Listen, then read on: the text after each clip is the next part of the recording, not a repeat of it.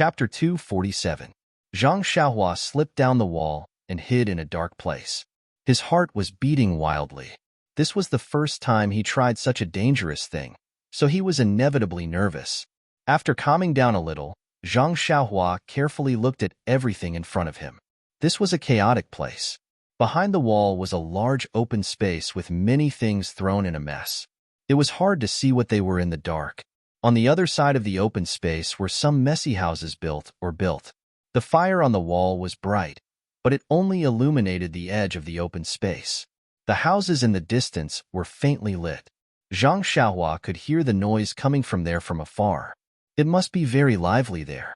Looking at the open space that he had to pass through, Zhang Xiaohua frowned. How could he pass through here without attracting the attention of others? Moreover, what was the situation on the other side of the house? Suddenly, Zhang Xiaohua had an impulse to slap his own face. He just remembered that he could use his divine sense. Why did he rush up the wall without investigating? Alas, he was still not used to it. It seemed that he had to practice this skill more in the future. Thinking of this, he immediately released his divine sense. Sure enough, the movement on the wall behind him was clear at a glance. This divine sense was really a necessary weapon to kill and set fire on a moonless and windy night. Then, he swept towards the house. Unfortunately, the distance was too far. His divine sense could not detect it. However, Zhang Xiaohua secretly thought, the house is unusually noisy. There must be something lively. How could someone sneak out for no reason? Moreover, looking at the inside of the mountain stronghold, it is orderly and disorderly. There is no one patrolling. It seems that the focus of the mountain bandits is outside the stronghold. The inside of the stronghold is sloppy and ordinary. Zhang Xiaohua finished thinking. His divine sense swept the wall again. Sure enough, there were many guards on the wall. They were walking back and forth, but their faces were facing outside. Very few people paid attention to the situation in the stronghold. Zhang Xiaohua laughed in his heart. The real guards were really useless. Then, he found a gap and flashed out of the black shadow. Using his lightness skill, he drifted towards the house like a faint shadow. At the same time, he released his divine sense to observe the house closely. Sure enough, as soon as he got close to the house, he sensed a person walking around unsteadily. Zhang Xiaohua was shocked. He immediately stopped and lay on the ground. There were a lot of things in the square, and he couldn't find any firelight. He wasn't afraid of being seen. As soon as Zhang Xiaohua bent down, the door of the house in front of him opened. A man in disheveled clothes yawned as he walked out. He looked around and muttered, "A bunch of idiots. How dare they imitate other people's formations and patrol the night? Bandits will always be bandits. What kind of militarized management is this? Even if they've replaced their shotguns with cannons, they're still bandits?" After saying that, he actually took off his clothes and started urinating in the square. Zhang Xiaohua was not far away, so she heard the man's words. She could not help but think, learning military management from others? What did that mean? Is there any change in this mountain village? When the man came back, Zhang Xiaohua got up again and quickly went to the house. She flew up to the roof and then quietly bent down to rest for a while. Thinking of her series of actions just now, Zhang Xiaohua was secretly proud. Could it be that she had the potential to travel at night? When she was satisfied, Zhang Xiaohua released her divine sense again to explore the house. It was not until then that Zhang Xiaohua found that there were still quite a lot of houses in this area. The houses on the edge were indeed messy and were built randomly. Looking at the center, there were also stone houses, mud walls, pavilions, and small courtyards. The planning was very standard. Even if it was not as large as Huanqi Villa, it was more than enough to compare with a village in the countryside. Seeing this, Zhang Xiaohua knew that the people living on the edge of the house were small bandits. If she wanted to know about the Li family, she had to go inside. Making up her mind, Zhang Xiaohua once again used her lightness skill and walked all the way along the roof. There were many houses in the mountain village. They were built in rows and were close to each other. Zhang Xiaohua walked on the roof. Her footsteps were very light and did not make any sound. Not long after, she had already arrived at the center. Here, Zhang Xiaohua was more careful. The small bandits on the periphery had limited martial arts, so of course, they could not find her. The deeper she went, the higher the status, and the more profound her martial arts and experience would be. If she was careless, she would inevitably be found. The bandits in the house were active and noisy. Zhang Xiaohua did not know where to start for a while, so she had to walk slowly and pay attention to the sounds everywhere. Just as she was walking, a rough voice came into her ears. Damn it, that beauty was handed over just like that? Brother Su, tell me, what is this? We worked so hard and risked our lives to get this beauty from the evil tiger gang's territory. Originally, we wanted to go back to the mountain village and have some fun, but before we even reached the village gate, we were seen by the master. If this is the case, we might as well have some fun at the foot of the mountain. Another voice sounded. When Zhang Xiaohua heard it, her heart was shaken. Wasn't this voice the slightly older bandit, Brother Su, whom she had met in the forest that day? That voice said, Old Chow, you should be content. Didn't those valuables from the Li family also get divided among us? Usually, the master doesn't care about this, but now it's different. The divine sect has people in the village, and the master is trying his best to please them. If the divine sect can favor our Shizue mountain, won't we be able to ride on their coattails in the future? Old Chow shouted, Brother Su, you're really open-minded. Didn't you see that the divine sect's people don't like to talk to us? Even if they want to support us, they should go to the evil tiger gang. We're just a mob.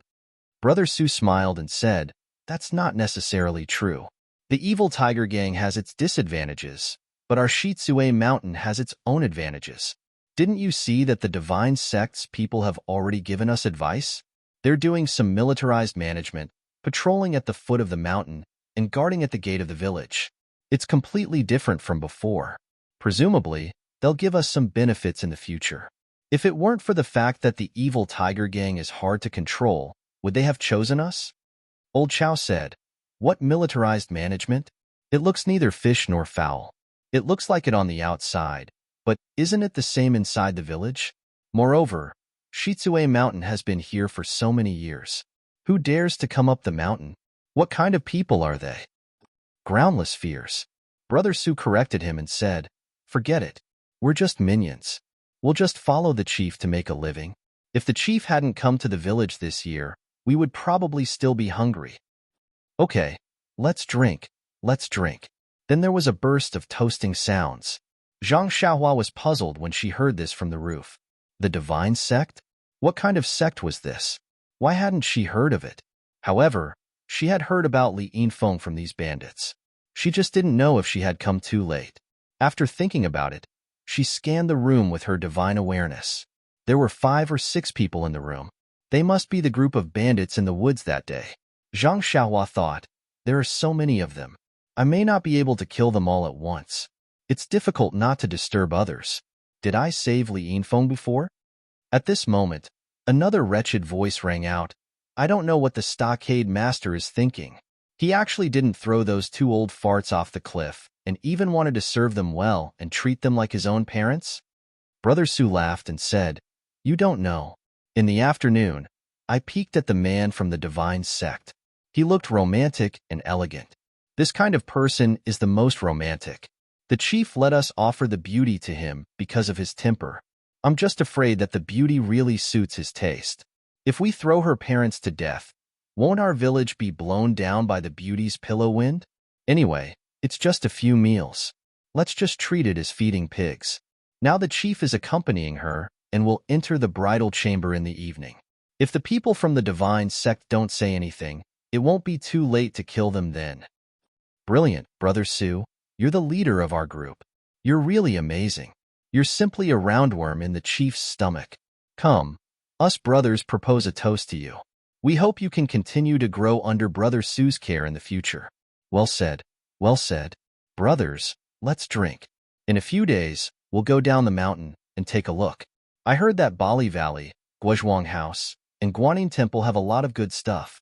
Let's go take a look. That's true. A few years ago, the chief also went there with the former chief. At that time, the chief even brought back a chief's wife from there. When we have time, we really should go take a look. Hearing this, Zhang Xiaohua was even more delighted. It seemed that she had come in time. The Li family of 3 were actually still alive. Seeing them, She had to act quickly. If she was a little late, she might not be able to redeem Li Yinfeng's innocence.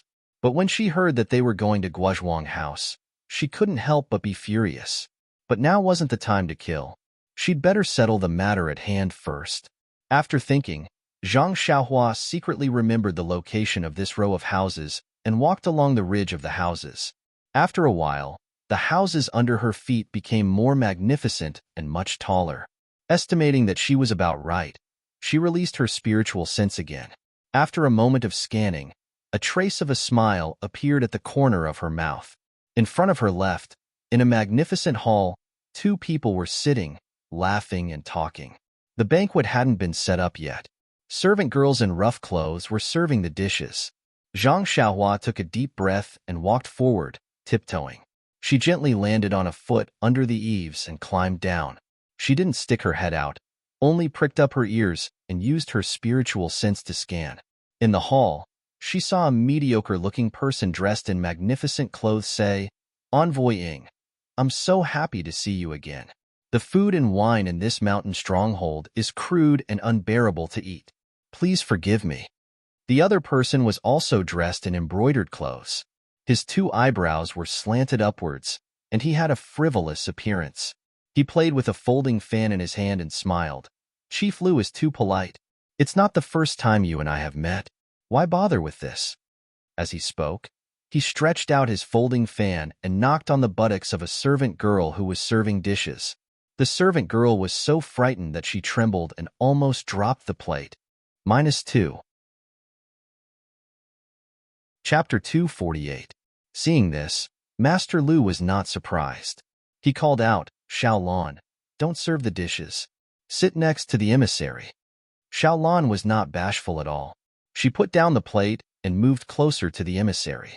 The emissary waved his hand repeatedly and said, "Master Lu is overthinking. I'm just having fun." Master Lu laughed and said, "Like I said, why did the emissary's taste suddenly change? Well, Xiaolan, you can leave." Xiaolan was a little disappointed. She saluted and left. Master Lu said, "Emissary, please have some wine. I have already found you a pretty girl from a humble family in the VIP room in the back hall. I guarantee that you will like her." The emissary raised his eyebrows and said, "Is that so? Master Lu is so courteous that I feel ashamed to receive you. Come, Master Lu, let's have a toast." Master Lu quickly raised his cup. When Zhang Xiaohua heard about the VIP room in the back hall, he frowned. The pretty girl from a humble family must be Li Yinfeng. So when Zhang Xiaohua was about to get up and rush to the back of the hall, he heard the emissary's words again, "Master Lu, I've been here for half a day. I heard that the thing in the Shaolin Temple has been obtained by your brothers. When can you show it to me? This time, I came here especially for you." Master Lu laughed and said, "Emissary has just arrived today. We haven't received you yet. Let's just talk about the wind and moon today. We can talk about other things tomorrow." In Zhang Xiaohua's ears, these words were like passing wind. He did not pay attention to them at all. His figure did not stop at all. He drew a trace in the night and went straight to the backyard. It had to be said that the ethereal steps was magical. Zhang Xiaohua was just a beginner, but he was able to enter the Shizue mountain as if there was no one there. And just as Zhang Xiaohua entered the darkness of the backyard, Emissary Ying spoke again in the hall. "Master Lu, don't worry. The divine sect will not delay any of the conditions that they promised you. Moreover, in order to show that they value you, the divine sect has sent an important person here. I'm just a scout." "Ah, really?" Stockade Master Lu's hand trembled, and the fine wine spilled from the wine cup. He looked pleasantly surprised. "May I know when your esteemed one will arrive?" When Emissary Ying heard this, he frowned slightly and said unhappily, "How can we know the whereabouts of the big shots? Perhaps he has already arrived, perhaps tonight, perhaps tomorrow, who knows?" I know. I'm sorry for my rudeness. I really want to see the glory of a senior in the martial arts world." Stockade Master Lu answered awkwardly. "Senior martial artist? Haha." Envoy Ying did not express his opinion. Moreover, Zhang Xiaohua had already entered the rear courtyard. She spread out her divine sense and scanned the surroundings. The rear courtyard was quite large and very quiet. There were only a few dim lights. Zhang Xiaohua's figure didn't stop at all. With a few leaps, she scanned all the places with lights. She didn't see Li Yinfeng's shadow. At this time, two maidservants came out from a room with lanterns in their hands. As they walked, they said, "What a pity. She's as beautiful as a flower and as exquisite as jade. She hasn't even enjoyed life and is about to leave this world." "What nonsense are you talking about? Sister, weren't we like this in the past? Once you get used to it, you'll be fine. Stockade Master Lu is not very lecherous at all. Perhaps he will take her into his room?" "Sister, you're wrong. This time, she doesn't serve people from the stockade. I heard that she is from some divine sect. I heard from the stockade people that this divine sect is the best at gathering yin to nourish yang. After tonight, she will be a skeleton." "Ah, so powerful. Alas, this morning, I was ordered by the stockade master to persuade her in the embroidery house in the garden. It's a pity that such a pure and beautiful body is wasted. If only she was given to me." The two maidservants walked away while talking. When Zhang Xiaohua heard this, he used his spiritual awareness to scan the distance. Sure enough, there was a garden in the southwest corner. There was no light. He immediately used his lightness skill to fly over. When he was near, he scanned the small buildings. There was really a person lying there quietly on the building in the middle. It must be the her that the maidservant mentioned. Zhang Xiaohua did not dare to be careless. He stopped on the building and used his spiritual awareness to scan it carefully. After confirming that there was only that woman lying there, he turned over and walked into the room quietly. The person on the bed in the room heard someone enter the room and could not help but move. Zhang Xiaohua walked to the bed, took out a fire starter, and casually lit it. When he looked at the bed, he saw a girl lying there. She was tied up tightly with her back to him and was struggling with all her strength. Zhang Xiaohua walked forward and called in a low voice, "Li Yinfeng? Sister Li?" The girl was struggling. When she heard his voice, her body immediately stiffened. Zhang Xiaohua went forward and flipped the girl over. He held the fire starter close to her and saw the tear stains on Li Yinfeng's face, and her mouth was stuffed with something. When she saw Zhang Xiaohua's face, her eyes were filled with joy. Zhang Xiaohua whispered again, "Sister Li, I'm Li Jinfeng's brother Li's friend. I'm here to save you. Don't say anything." When he finished speaking, he reached out and took out the thing in Li Yinfeng's mouth. Li Yinfeng took a few deep breaths and was a little surprised. She sobbed and asked, "Aren't you a lay disciple of the Dalan Temple? How do you know my brother?" Zhang Xiaohua nodded and said, "Don't ask so many questions first. I know Brother Li in Pingyang City. However, now is not the time to talk. Let me get you out of here first. We can talk about how to get out of here." Li Yinfeng nodded vigorously. Zhang Xiaohua looked at the rope that Li Yinfeng was tied up with. It was not a good time to find a knot. She took out a small sword from her chest and channeled her vital energy into it. She used the small sword to gently cut the rope, and the rope broke. Zhang Xiaohua looked at the small sword with satisfaction. It did not seem to be sharpened and kept it in her chest. Li Yinfeng's hands and feet were free. She wanted to stand up, but she had been tied up for a long time and her blood vessels were blocked. She struggled twice and did not succeed. Zhang Xiaohua went forward to help her up. After moving a few times, she heard Li Yinfeng ask, "That, little brother, my parents?" she asked very hesitantly. Zhang Xiaohua said softly, "Don't worry, I will go and save your parents immediately. You wait here for a while. After I save them, I will bring them here and we will go out together." "All right, Sister Li, my name is Zhang Xiaohua." Li Yinfeng heard and looked around fearfully. She took half a step forward to be closer to Zhang Xiaohua and said, "Zhang Xiaohua, I am very scared here. Instead of you bringing my parents here, why don't I go with you? Before this afternoon, I was with them. I roughly know where they are, and I can show you the way." Zhang Xiaohua thought for a while and said, "Okay, Sister Li, you go with me. Anyway, I will bring your parents here later. Why don't I bring you there now?" "All right, tell me the rough location first," Li Yinfeng said in a low voice. Zhang Xiaohua thought for a while and said, "Okay, I have a rough idea." After that, she blew out the fire and said, "Sister Li, don't talk on the way." Li Yinfeng was a little surprised and thought, "If I don't talk, how can I show you the way?" However, She still whispered an okay and followed Zhang Xiaohua out of the room. When she was about to go to the stairs, she heard Zhang Xiaohua whisper, "Sisterly, don't move and don't talk." Then she felt a small hand grab her shoulder, and her body immediately rose into the air and went straight to the roof. Li Yinfeng was shocked and almost cried out. At this time, she suddenly remembered that when she first saw this young man, didn't he fly like a big bird from a horse? Could this be the Qinggong that was mentioned in the book? Before Li Yinfeng could think of a second idea, she had already followed Zhang Xiaohua to the roof. She stopped for a while and went straight to the place that she had just mentioned. Li Yinfeng was dressed in plain clothes and was very eye-catching in the night. However, in this mountain stronghold that was tight on the outside but loose on the inside, who would pay attention to her? Along the way, Li Yinfeng kept her mouth shut, afraid that she would make any noise and alert the bandits. Her body was also tense, and she did not dare to move, afraid that she would disturb Zhang Xiaohua's Qinggong. After a while, the two of them climbed over many houses and corridors and stopped in front of a row of dilapidated houses. Zhang Xiaohua stopped for a while and then jumped down with Li Yinfeng. She pointed to a house that was lit and said, "Sisterly, is this the place?" Li Yinfeng had long recognized that this was the house that they had stayed in before. She was secretly shocked. She had just roughly described it. How did this young man know it so clearly?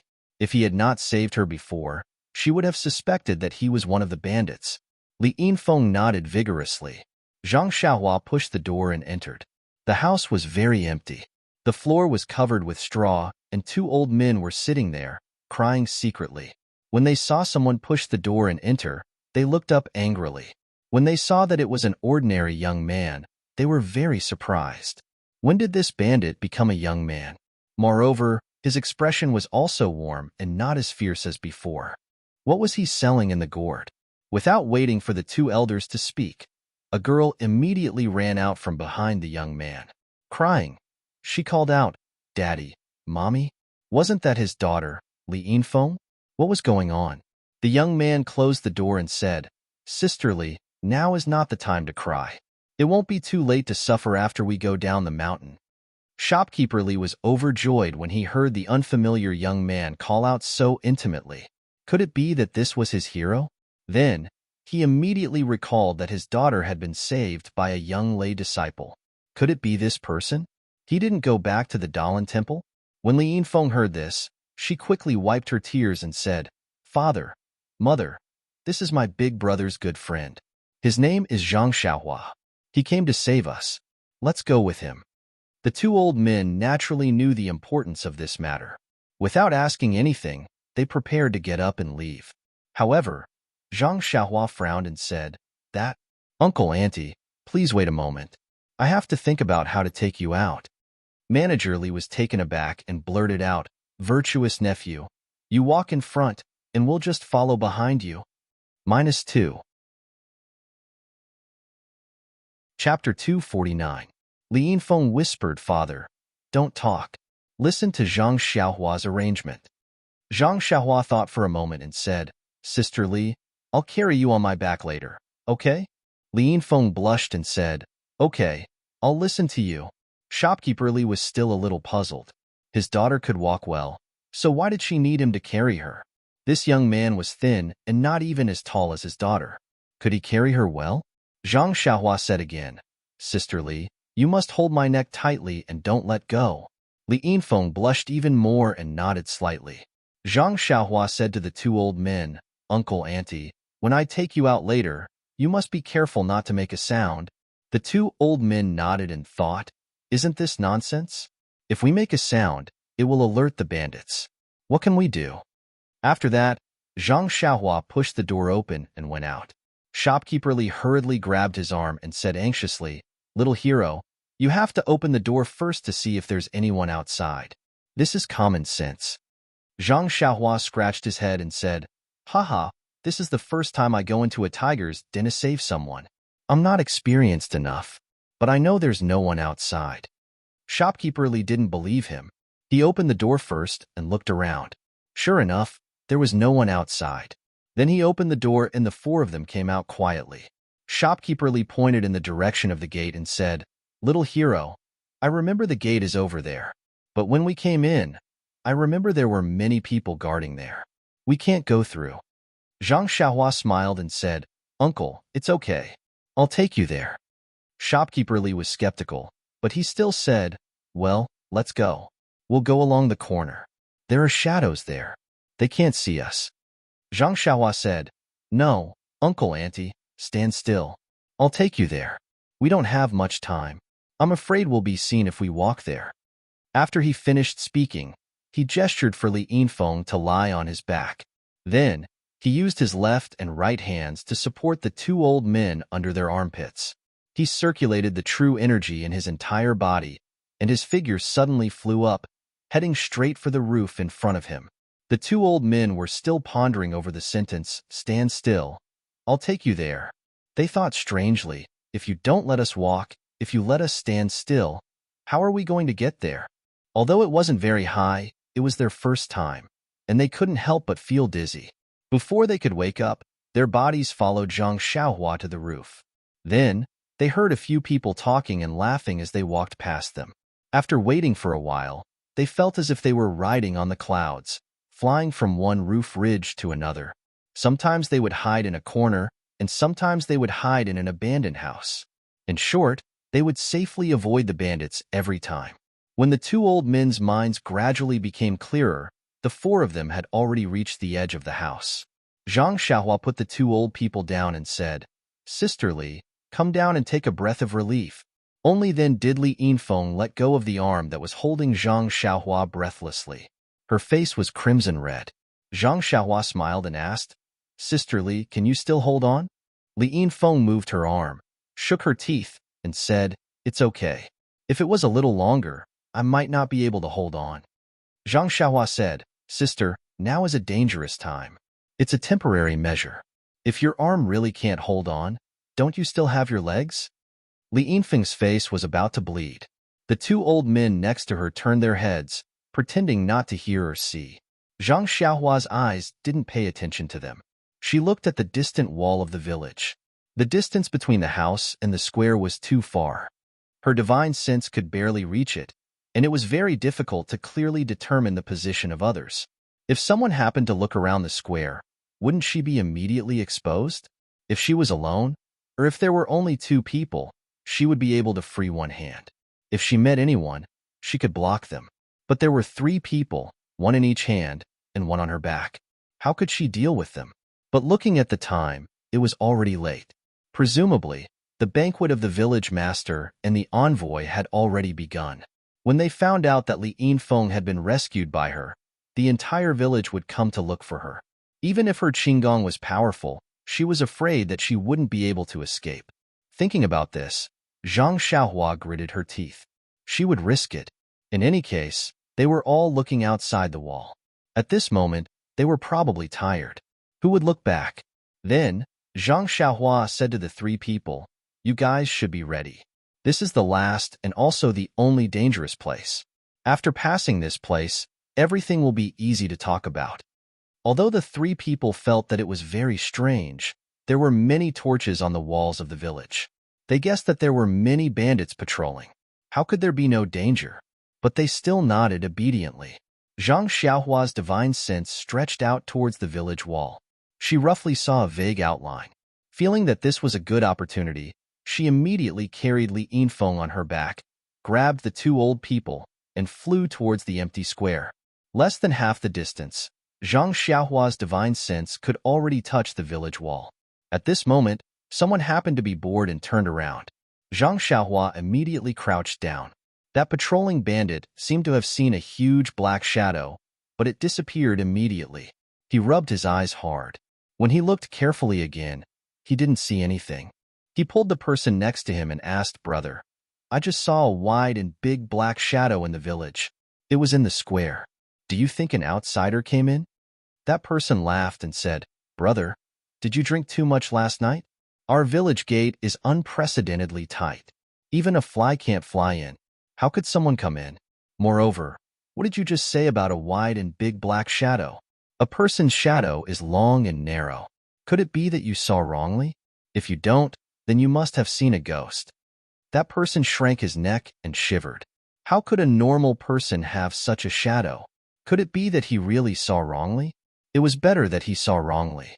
If it was a monster, then it would be troublesome. Thinking of this, that person didn't dare to look anymore and hurriedly patrolled elsewhere. Seeing that no one was paying attention, Zhang Xiaohua quickly got up and rushed down the village wall. Only when she entered the shadow of the wall did she breathe a sigh of relief. She put down the two old people in her hands. Li Yinfeng also quickly let go of her hands and feet and jumped down. Well, it wasn't jumping, but straightening up. At this point, Zhang Xiaohua was halfway to success. As long as she jumped over the wall, she could fly freely. However, the other three people didn't understand. They were still nervous. There were bandits constantly passing by above them. How could they get past them? Zhang Xiaohua looked at the movement on the wall. She still picked up a stone from the ground and took the opportunity to throw it to her right. Zhang Xiaohua's strength was now very strong. After a while, she heard the sound of roosters and dogs barking from the other side. The people on the wall naturally ran in that direction. Zhang Xiaohua took the opportunity to take the three people and jumped up the wall. Without hesitation, they flew down and landed in the forest. Behind them, they heard a hoarse voice resounding through the square. That bastard threw a stone. Does he have any morals? He smashed the back of my head. Who will pay for the medical expenses? In the forest, Zhang Xiaohu was restless. His brother had been gone for a long time and still hadn't returned. However, the patrols on the village wall were still there. There was no abnormality. Presumably, his brother hadn't been discovered. If it wasn't for his poor lightness skill, Zhang Xiaohu almost wanted to go and take a look himself. Just as Zhang Xiaohu was feeling anxious, he saw a huge shadow appear on the wall and quickly rushed towards him. Zhang Xiaohu was shocked. Where did this monster come from?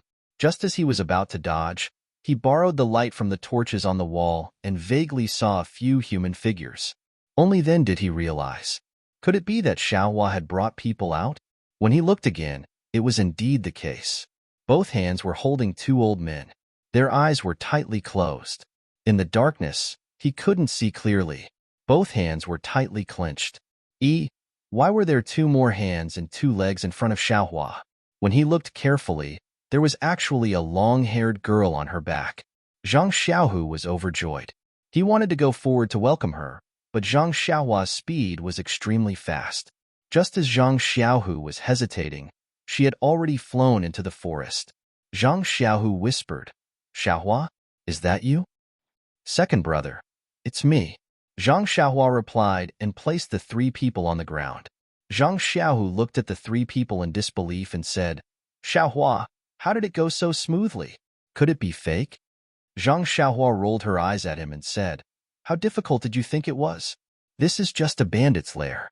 I am the dignified founder of the Fist of the North Star. Saving people is as easy as flipping my hand." Zhang Xiaohu saw that his younger brother had safely come out. His heart was also relieved. He smiled and said, "You keep bragging. Let's hurry up and leave. If we don't get discovered, all our previous efforts will be wasted." Zhang Xiaohua's heart also trembled. She said, "Second brother is right. But how do we go down the mountain?" That was because when they arrived, he was carried up by Zhang Xiaohua. When they came out of the stronghold, Zhang Xiaohua had one person in each hand and one on her back. If they were to go down the mountain now, unless Zhang Xiaohua grew a third hand, the path from the stronghold to the outside of the mountain naturally could not be taken. They could only let Zhang Xiaohua carry the four people through the forest. If they were to pass through the forest, the mountain was so high. It was probably impossible. When Zhang Xiaohua was at her wit's end, Li Yinfeng said tiredly, "Isn't this big brother Zhang Xiaohua's senior brother? Can't you bring one person?" Zhang Xiaohu smiled and said, "Miss Li, my name is Zhang Xiaohu. I'm also Li Jinfeng's friend. However, I'm not Xiaohua's senior brother, but her biological brother. I want to bring one person. I have enough strength, but I don't know Qinggong. I can't go up and down the mountain. I can only use my feet step by step on the road down the mountain." Li Yinfeng thought for a while and said, "Then please bring my father and let Zhang Xiaohua bring you. Won't that be fine?" However, Li Yinfeng said in distress, "It's too difficult for Zhang Xiaohua to bring the four of us. It's better to do it twice. When Zhang Xiaohua heard this, she shook her head and said, "Forget it. Don't come twice. Time waits for no one. If you're not careful and get caught by the bandits, it'll be too late to regret. Come on." Everyone was puzzled and asked, "Why?" "Miss Li, come up," Zhang Xiaohua said with a smile. -2. Chapter 250.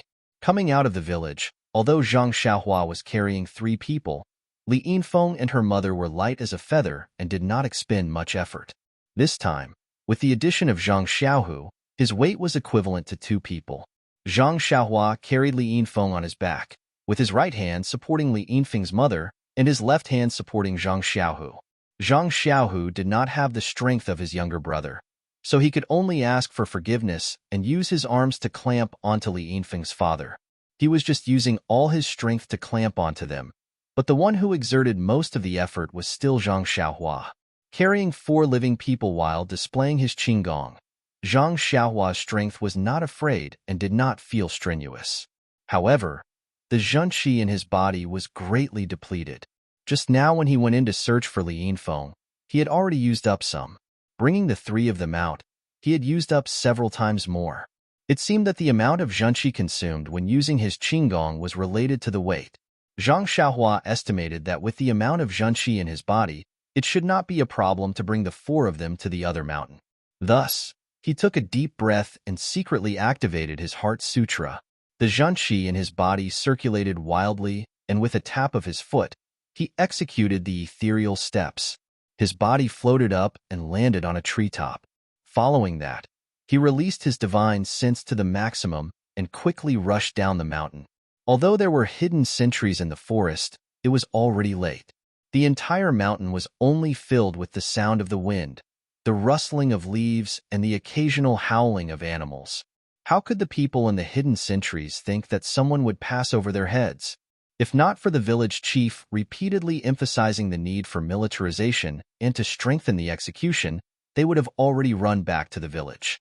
Why would they be obediently looking at the somewhat white path in a daze? Thus, Zhang Xiaohua very easily led the 4 of them and avoided several hidden sentries. They safely arrived at the place where the date red horse was placed. Seeing that they were about to reach the place, Zhang Xiaohua was about to circulate his zhenqi when he suddenly discovered that his meridians were empty. There was not the slightest bit of zhenqi left. He could not help but be shocked. At this moment, his body was in midair. In a hurry, he said in a low voice, "Second brother, get down." He casually threw Zhang Xiaohu to the ground, and his own body fell to the ground. Zhang Xiaohu was also a martial artist, and his skills were naturally strong. Being in midair was actually the height of a tree, so of course it was not difficult for him. With a single stride, he jumped to the ground. Although the forest was pitch black, he was able to stand very steadily. At the same time, there was a sound next to Zhang and Zhang also very easily to the ground. Zhang landed on the ground. Zhang Xiaohu asked in a low voice, "Xiaohua, why aren't you walking? Have we arrived at the place?" Zhang Xiaohua bitterly smiled and said, "It's right in front of us. Right now, I don't have any zhenqi left, so I can't use qinggong. I can only put you guys down." Li Yinfeng came down from Zhang Xiaohua's back and quickly asked, "Then is your body okay?" Zhang Xiaohua said, "It's okay, big sister Li. After a while, I'll be fine. Let's go. The date red horse is not far ahead. We should quickly leave the mountain." Zhang Xiaohu asked curiously, "The night is pitch black. How do you know that the date red horse is just ahead?" Zhang Xiaohua smiled and said, "Feeling, second brother. A man's sixth sense." Thus, Li Yinfeng supported her mother, and Zhang Xiaohu supported shopkeeper Li. Under Zhang Xiaohua's lead, they walked forward for half an hour before they found the date red horse. 5 people and only 2 horses. This made things a little difficult for Zhang Xiaohu. Manager Li said, "Nephew, this old man knows how to ride a horse. Why don't you let me and my family ride one, and you 2 ride the other? What do you think?" Zhang Xiaohua shook her head and said, "This place is very far from Lu Town. If the 3 of you ride together, the horse won't be able to withstand it. How about Uncle and Annie ride one, and second brother and Li Yinfeng ride the other? Is that okay?" Li Yinfeng was a bit embarrassed. Shopkeeper Li thought for a bit and said, "This matter is urgent and is also forced by the situation. We can only do this. Fenger, let's do as nephew says." Li Yinfeng didn't know if she nodded or shook her head. It was too dark to see clearly, but she didn't say anything. Naturally, she agreed. Shopkeeper Li asked again, "Nephew Zhang Xiaohua, will you ride with us or with your second brother?" Zhang Xiaohua smiled and said, "I won't ride with you. I know Qinggong. I'll use it to catch up with you." Zhang Xiaohu said strangely, "How can that be? Your body is very light. You can ride the same horse as us. Why do you have to use Qinggong? Besides, you don't have any true qi in your body. How can you use Qinggong?" Zhang Xiaohua said, "Second brother, time is tight now. Why are you so wishy-washy? If I ride the horse, it will definitely be slower. Besides, if the people from the mountain village catch up with us, they will definitely catch up with us. Won't I be working in vain tonight? Besides, if I wait here for a while, maybe I can block them and let you run farther. Forget it. Who do you think you are? You're not a real hero. Why do you stay here? Brother Li's family has been rescued. Let's go back together." "It's fine, second brother. I have my own plans. Besides, even if they see me, they won't think that I'm the one who saved them. Also, don't forget that I'm a disciple of the Dalan Temple. How would they dare to touch a single hair on my head? Well, forget it. I won't go. I'll go with you. If I go back like this, I won't be able to explain it to my parents." "Don't, second brother. Sister Li can't ride a horse. Even if she can, the road from here to Lu Town is not very safe. It's late at night. Don't you worry about them traveling alone?" "Well," Zhang Xiaohu was a little hesitant. "Second brother, get on the horse quickly. Listen to me. I'll rest in the woods for a while. When there's no movement in the mountain village, I'll go back tomorrow. If we hesitate for a while, they'll really catch up with us." Hearing this, Zhang Xiaohu gritted his teeth and said, "Xiaohua, second brother knows that I'm not good at martial arts and can't help you. But you must be careful. When we leave, quickly recover your martial arts and catch up with us with your Qinggong." "I know, second brother. Don't worry. When has your brother ever suffered a loss? Didn't the little bald donkey from the Dalan Temple also fall into my hands? Haha, okay. I'll take them away. Catch up with them as soon as possible." After saying this, Zhang Xiaohu no longer hesitated and got on the horse. Li Yinfeng was also helped by Zhang Xiaohua to sit behind him.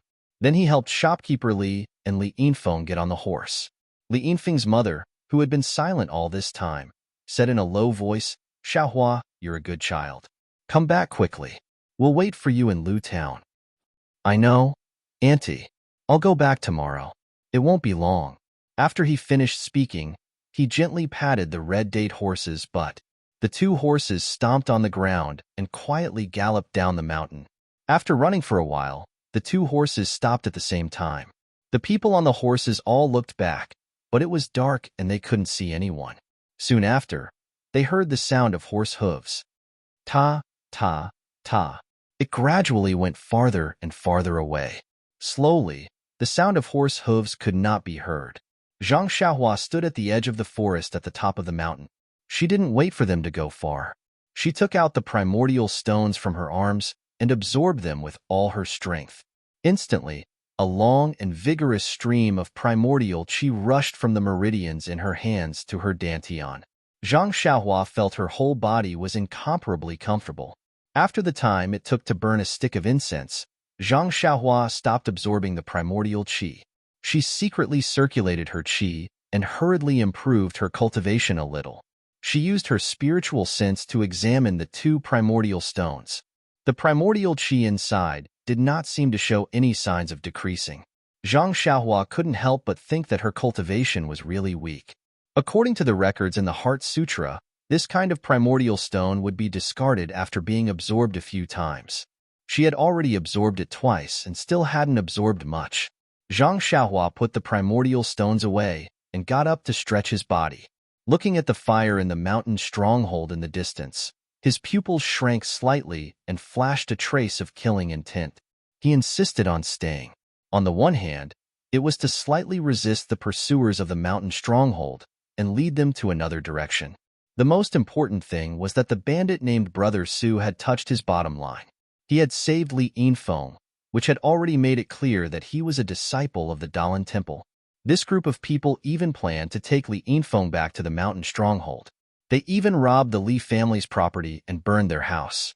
It was clear that they didn't treat bean buns as dry food. They didn't give face to him, a disciple of the Dalan Temple, and bullied him because he was young and a foreigner.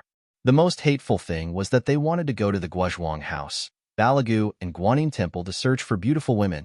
Thinking of the tragedy of the neighboring village being robbed by Shizue Mountain, Zhang Xiaohua was furious.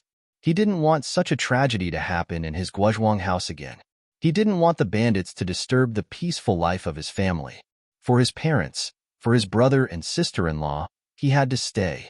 He had to stay and take the lives of those who had eaten the courage of the leopard. Zhang Xiaohua didn't even intend to let go of the head of the mountain stronghold and the messenger. If it weren't for his limited martial arts, he even wanted to destroy Shizue Mountain. Of course, he couldn't tell his second brother about his thoughts and words. He knew that his second brother wouldn't let him take the risk alone. Perhaps he would stay, or perhaps he would take him away. However, neither choice was his own. He was more willing to destroy any enemies that threatened his family before they sprouted. With that thought in mind, Zhang Xiaohua reached into his bosom and took out the small sword. The feeling of it being his own arm made him feel a sense of pride. He thought to himself, small sword, did you not taste enough blood last time? Today I'm going to make a fortune.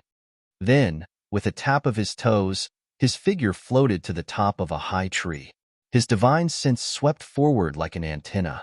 His figure didn't stay in the forest any longer. Like a wisp of smoke, he rushed to the stronghold of Shizue Mountain. The hidden sentries in the woods were even more slack and almost fell asleep. Zhang Xiaohua came to the bottom of the stronghold wall again.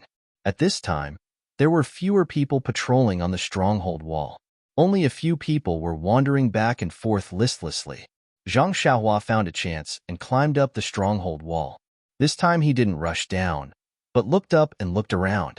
Suddenly, he patted his forehead and laughed in his heart. Habitual thinking kills people. -2. Chapter 251. The wall of the bandit stronghold of Shizue Mountain was a small semicircle. In the middle of the wall, there was a square between the house and the wall. It was easy to be discovered from the square, but the wall was connected to the house. The left and right ends of the wall were built on the mountain rocks, and the houses of the stronghold were built against the mountain. As long as one walked to the end of the wall, one could walk to the house along the shadow. When Zhang Xiaohua went in, she didn't pay attention. In order to save time, she crossed the square at the risk of being discovered. And when she came back, she didn't think much. She just went back from where she came from. She never thought that if she walked to the end of the wall, she wouldn't be discovered by the bandits at all. Thinking that she was almost discovered with 3 people just now, Zhang Xiaohua secretly reminded herself that she should pay more attention in the future and carefully observe the terrain. She should never make such mistakes again. After criticizing and self-criticizing, Zhang Xiaohua didn't intend to find a new route. Anyway, there were no people patrolling. Why should she take a detour? Her genuine qi was painstakingly absorbed from the primordial stone. There was no reason to waste it. Zhang Xiaohua turned over and got down. She still skimmed across the square. Under her divine awareness, she was not discovered by anyone. According to her memory just now, Zhang Xiaohua came to the place where the bandits' brother Su and others were drinking. When the banquet reached the climax, everyone was drunk. She heard old Chao say, "Zaya Shunzi is so scheming. He actually sprinkled the 1,000-mile incense on that girl's car. Otherwise, we wouldn't be able to find that girl in a short time." Another voice sounded, "Brother Chao, didn't I tell you not to mention that girl again? She's not ours anymore. It's useless to talk about her. It makes us feel itchy."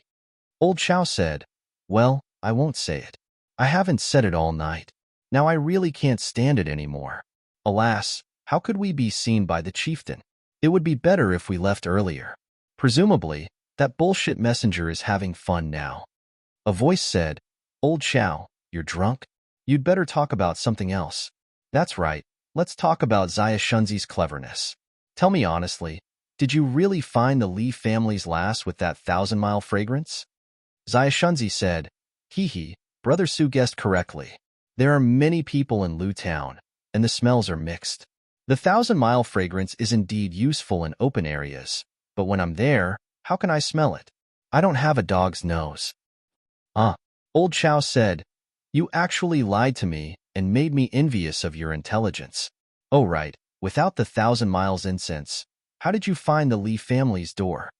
Xiaoshunzi chuckled and said, in this world, there are many people who like to gossip. Everyone has a gossipy heart. I only sat in the tea house for a while and casually asked about interesting things in the city. Someone who likes to show off told me about the robbery of the Li family and the Yu family's daughter from 4 trees. It only cost 2 copper coins for the tea. It's a pity that the Yu clan's young lady isn't here, and there's no one at home.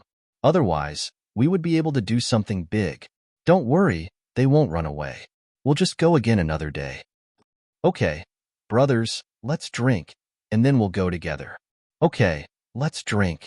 Everyone drank a few bowls. Zhang Xiaohua, who was listening on the roof, was angry, but there were 6 people in the room. He didn't have the ability to kill all 6 of them at once. As long as one of them shouted, who knows how many people would hear it in this kind of night. At this time, Old Chow said, you guys drink, I'll go out and waterproof. After saying that, he left the room alone. Zhang Xiaohua was overjoyed and followed him to a corner. Old Chow stood crookedly, whistling while waterproofing. Zhang Xiaohua walked behind him and patted his shoulder. Old Chow ignored him and said, wait, I'm not done yet. Zhang Xiaohua continued to pat him. Old Chow anxiously said, who's so annoying? Are you looking for a beating? After saying that, he turned around and saw an unknown young man. Just as he was about to say something, the young man suddenly came forward with something in his left hand.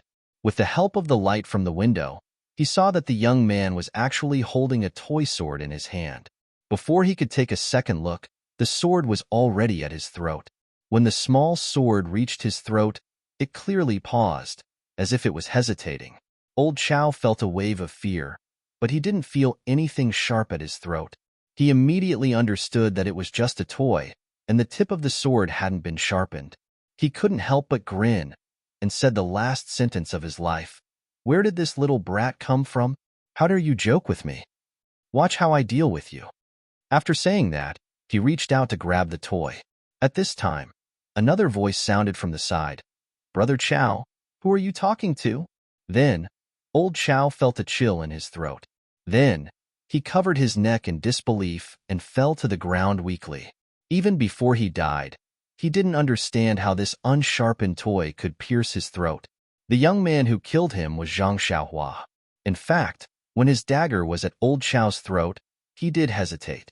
After all, he had never really faced killing before, so he couldn't do it. However, the person behind him had blocked his escape route. If he didn't stab with his dagger, tonight's operation would be ruined. He could escape, but the Li family, Yu family, Guozhuang, and Balago might suffer. In a situation where there was no way out, he had no choice but to stab with his dagger. When he pulled out the dagger, he saw Old Chow lying limp on the ground. His life was so easily dodged by him. He felt a wave of confusion in his heart, but soon after, he felt a wave of relief. So this was how killing people was, how easy it was to kill people. At this time, he was already unable to summarize his experience. There wasn't much time left for him. The person behind him was about to turn the corner. Zhang Xiaohua immediately slid to the side of the wall. The person just happened to lean out half of his body and was still saying, "You didn't drink too much, did you?" His words suddenly stopped. A small sword easily pierced his throat. It was gentle, like a lover's kiss. The only difference was that the lover left a red lipstick mark, while the small sword left a faint red.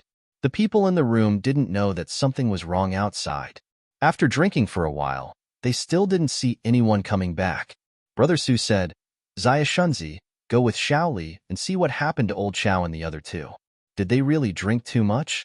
Carry them back. It's still early, so it's not their style." Xiaoshunzi and the other person answered and came out. As soon as they turned the corner, they saw the two people lying on the ground.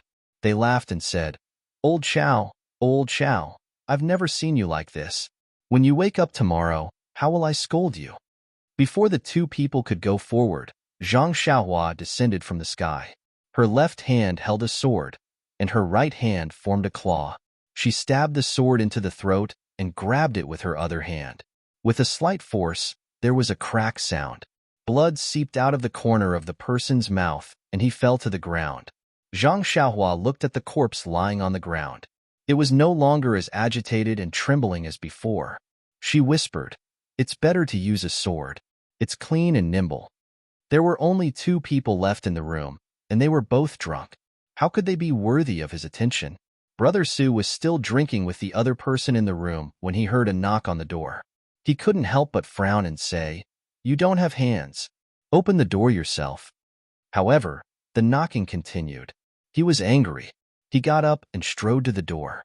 He opened the door and said, "Who the hell are you?" In front of him was Xia Shunzi, who had just gone out. His eyes were closed and his head was drooping. Brother Su laughed and said, "Xia Shunzi, don't tell me you just went out for a while and fell asleep." Unfortunately, Xia Shunzi didn't reply. Brother Su felt that something was amiss. He was about to call someone over when he saw a short figure emerge from behind Xia Shunzi. The faintly discernible face was actually very familiar. Brother Su called out, "Dalan Temple." Just as he finished speaking, a small sword pierced his throat. There was no resistance. Brother Su died with remaining grievances as he looked at the young boy in front of him and fell to the ground. There was only one person left in the room. He was drunk when he heard Brother Su call out for the Dalan Temple. He couldn't help but be shocked. When he saw Brother Su fall to the ground and revealed the lay disciple, he immediately broke out in a cold sweat. His drunkenness completely disappeared as he shouted, "Help!" Just as he finished speaking, Zhang Xiaohua rushed in front of him like lightning. The man didn't have time to dodge. He only managed to lean slightly to the side before the small sword pierced his throat and he stopped breathing. When the last person fell to the ground, Zhang Xiaohua let out a sigh of relief. She wiped away the sweat that was about to flow down. She thought to herself, "Lucky." Suddenly, she slapped her forehead and said on the ground, "Oh, I forgot to leave him alive. Ask him where the money is hidden." As she spoke, she used her divine sense to sweep the room. She didn't find anything. Presumably, the money was hidden somewhere else. Zhang Xiaohua didn't stay any longer. She carried the corpses into the room, blew out the light, and walked out. Just as she was about to leave, an idea flashed in her mind. Why not take the opportunity to kill the fort master and let Shichui Mountain be leaderless and peaceful for a few years? Moreover, she didn't get any benefits from this trip. Wouldn't it be a waste of effort? After making up her mind, Zhang Xiaohua floated up the room and sneaked toward the hall. In the hall, the banquet was not over yet. The two of them were talking about something. Zhang Xiaohua was not arrogant just because he had killed a few small fries. Although he did not know how good the martial arts of the head and the messenger were, the head could command the entire Shichui Mountain. How could he control the situation if he did not have some martial arts? Presumably, he was no match for them. If he wanted to kill them, it was better to do it suddenly. And the emissary seemed to be from some divine sect. Such people dared to come out to represent a sect.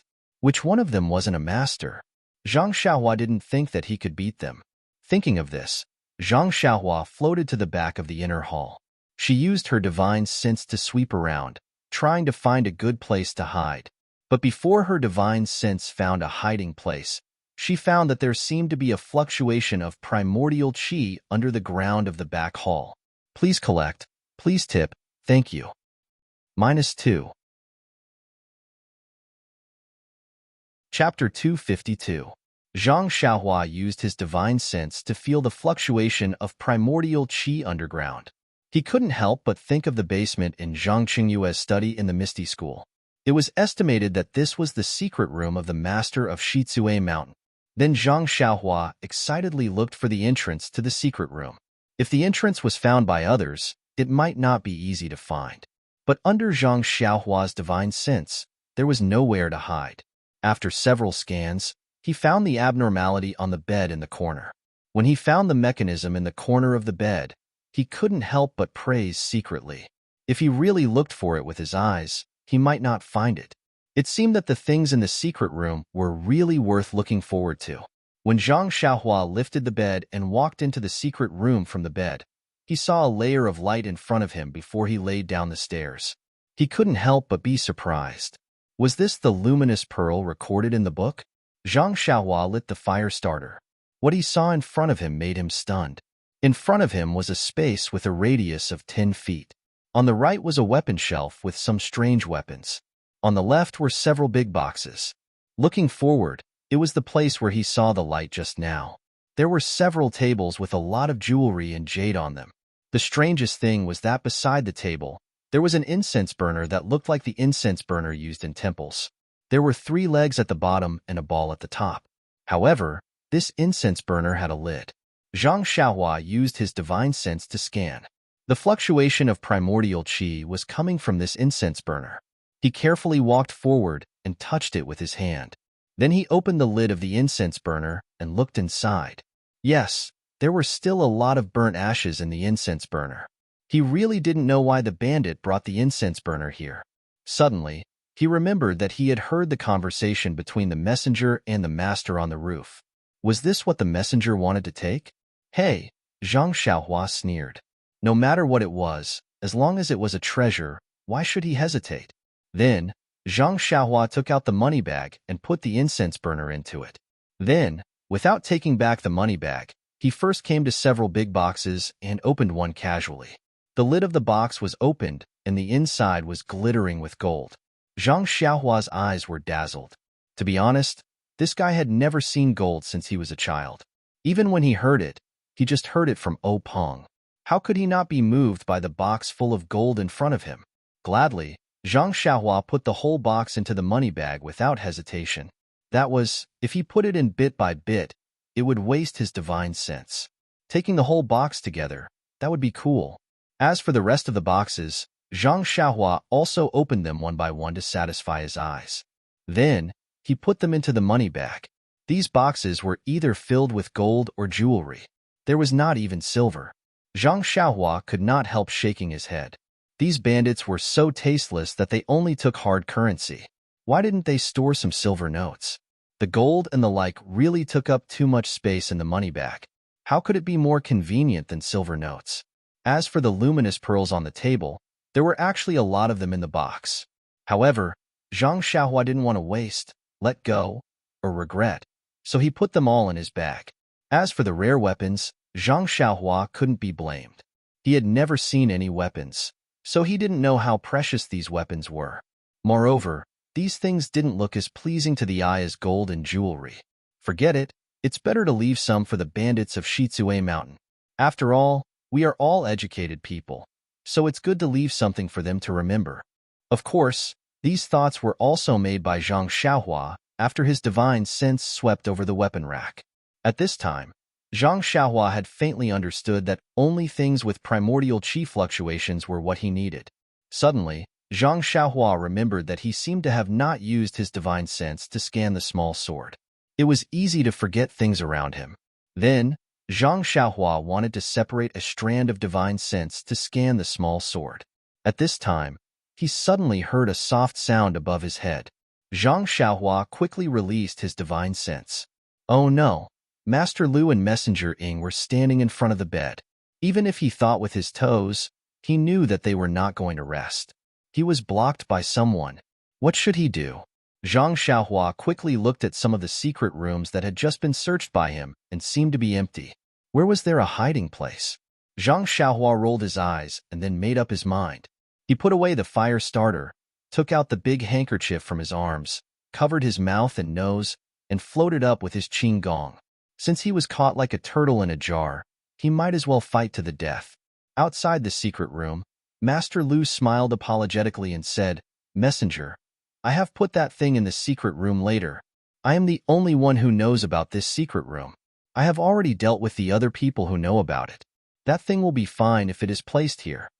Emissarying said with a smile, "Actually, it would be easy for someone from my divine sect to get this thing. However, this kind of thing involves a lot of people. My sect finds it troublesome, and the evil tiger gang is not in a good situation. That's why we came to Shitsue Mountain. Hee, Chief Lu, I've said enough. I think you already know what to do. You must have guessed it. I know. Messenger, don't worry. I know very well in my heart. The monk Juro, who was set up by us, has already been dealt with by my men. Even if the monks of the Shaolin Temple come to the mountain, I will refuse to let them find any trace of the divine sect. However, about my small request? Master Lu, don't worry. Didn't I say that a big shot of my divine sect is coming soon? He is one of the 18 disciples of Lord Garuda of my divine sect. He has a prominent status. Your small request can't be any smaller. If he can come, it naturally shows that what you are doing is very important. Since you can complete it well, I will say a few good words in front of him. Isn't your future clear? Great, Lord Messenger. I have to ask for more. By the way, my secret room is filled with the inventory of Shitsue Mountain. There are still some things that I like. I hope Lord Messenger can accept some of them later. Hee, no problem. I don't know what can catch my eye in this remote place. I'm looking forward to it. Immediately, Master Lu opened the mechanism, revealing a secret passage leading to the underground. Master Lu looked at Messenger Ing and said with a smile, I will lead the way. After that, he lifted his leg to get on the bed and was about to enter the secret passage. In the blink of an eye, just as he was about to step into the secret passage, a thin and weak figure dashed out from the deep secret passage with a whoosh and crashed into Chieftain Lu. Master Lu was calculating his own plan while taking into account the feelings of the messenger behind him. Moreover, he didn't expect that a figure would rush out from the secret passage, so he didn't have any reaction at all. Even if he was prepared, at such a close distance, Zhang Xiaohua had used all her strength. How could he react? When he came to his senses, a cold feeling came from his throat. In an instant, he felt that all the strength in his body flowed out of his body along with this feeling. Before that beautiful future could warm up in his mind, it was pierced by the sudden assassination and disappeared without a trace. Before he died, the only sentence in Master Lu's mind was, "This world is full of surprises." When Zhang Xiaohua saw Master Lu collapsed on the ground, she pushed Master Lu's body towards Messenger Ing and didn't stay any longer. She exerted strength in her legs and soared into the sky, escaping out of the house. She was betting on this little bit of time. She thought that once she appeared, she would be able to catch them off guard and kill the weaker Master Lu. As for that Messenger Ing, even if he reacted, he might not have the time to block her. Moreover, if she could successfully escape out of the house, that messenger would definitely not chase after her because he still had to look into the secret chamber. Sure enough, when the messenger pushed the corpse away, it was already too late to block Zhang Xiaohua. Messengering looked at Zhang Xiaohua's figure that had just escaped and the dark entrance of the secret passage in front of him. He hit his feet and quickly scurried up the bed. After taking a few steps, he quickly lit up the fire starter. Looking at the empty secret chamber, his heart thumped and he knew that it was not good. He saw the figure that had just escaped clearly. It was a slightly weaker figure, like a youth. There seemed to be a dagger in his hand, and then there was nothing on him. The incense burner that he wanted was huge, and he wouldn't be able to carry it. The messenger looked around the secret chamber worriedly and didn't see any place to hide the incense burner. He quickly scurried out of the secret chamber, and with a stretch of his body, he used his lightness skill to rush out of the house. His figure was actually faster than Zhang Xiaohua. The disappearance of the incense burner must have something to do with the youth who came out of the secret chamber. Even if he didn't take it, he must have some clues. The key was that if he didn't chase the youth back, he couldn't explain it to the cult. When he chased out of the house and looked from a high place, the youth had already run far away. But he didn't go in the direction of the fortress wall. Instead, he went to the back of the mountain. Could it be that he had reinforcements at the back of the mountain? The messenger gritted his teeth and chased closely. Even if there was an ambush, he had to bite the bullet. At this moment, how could he care so much? The back of the mountain of Shichui Mountain was also a lush forest. But the mountain was too steep, and there was no mountain road leading down. So the bandits had always ignored it. Zhang Xiaohua ran to the edge of the cliff in a short time. When he looked back, Messengering had already chased out of the house and was coming in his direction. Zhang Xiaohua sighed and touched the money bag in his arms. The ancient said, "Birds die for food, people die for wealth." They didn't deceive him. Then, he took out a vitality stone from his arms and held it in his right hand. He lowered his head to look at the mountain. With a chuckle, he flew down and landed on the top of a big pine tree by the mountain. The top of the tree sank down and then bounced up. Zhang Xiaohua's body jumped up and flew to another place. "Please collect. Please tip. Thank you." -2. Chapter 253. Since she couldn't escape the fate of being chased, it was better to face it calmly and make the best preparation. Anyway, her second brother and the people of the Li family had gone far away.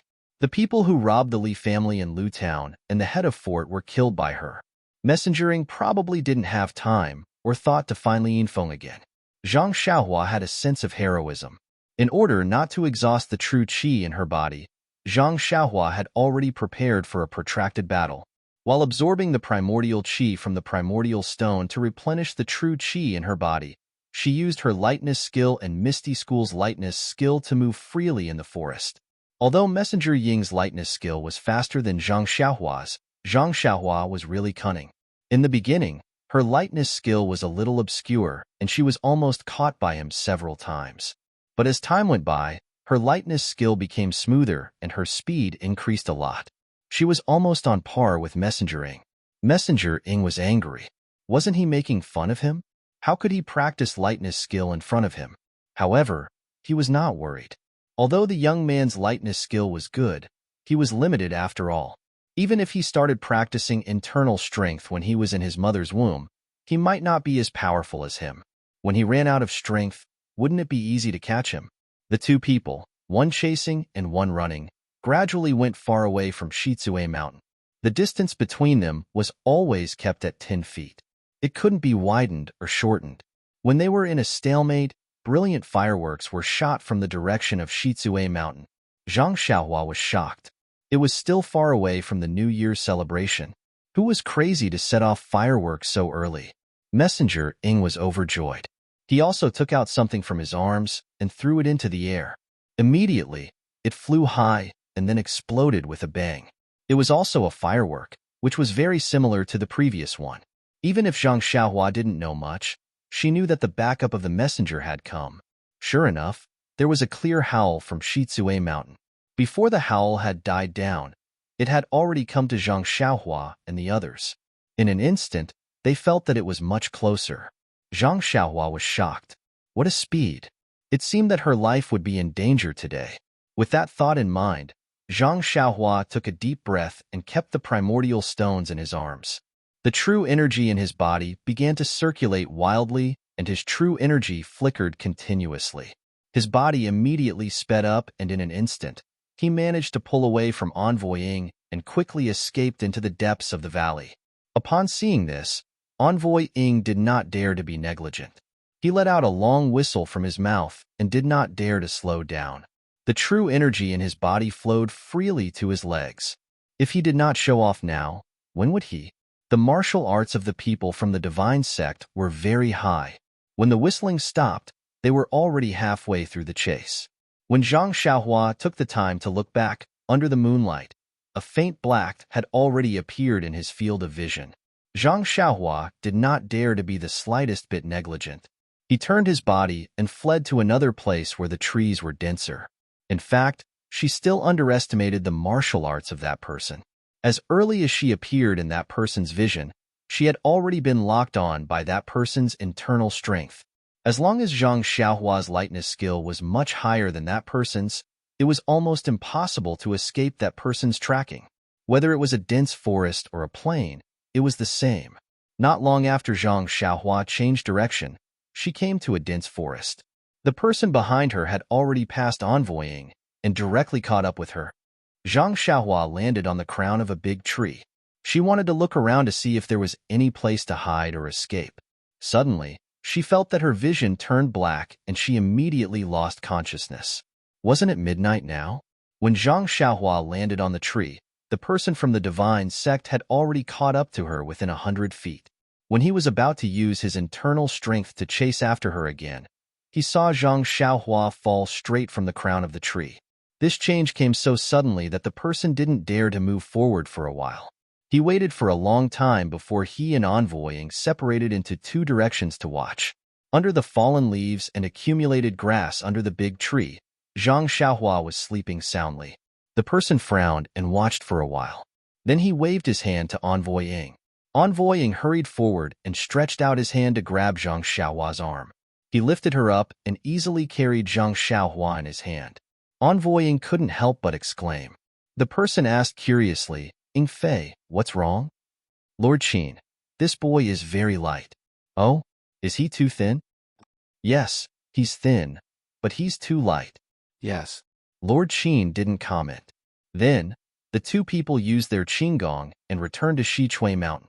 Zhang Xiaohua opened her eyes. In front of her was a road that was rapidly retreating. She suddenly realized her situation. She immediately closed her eyes again and released her divine sense. It was a bright and sunny morning. The two people from the divine sect were riding their horses and galloping in the same direction. Zhang Xiaohua was facing down in front of Ying's horse. Although Zhang Xiaohua's eyes were closed, his eyeballs kept rolling around. His mind was spinning as he tried to think of a way to deal with this situation. Not long after, the two horses galloped to a fork in the road.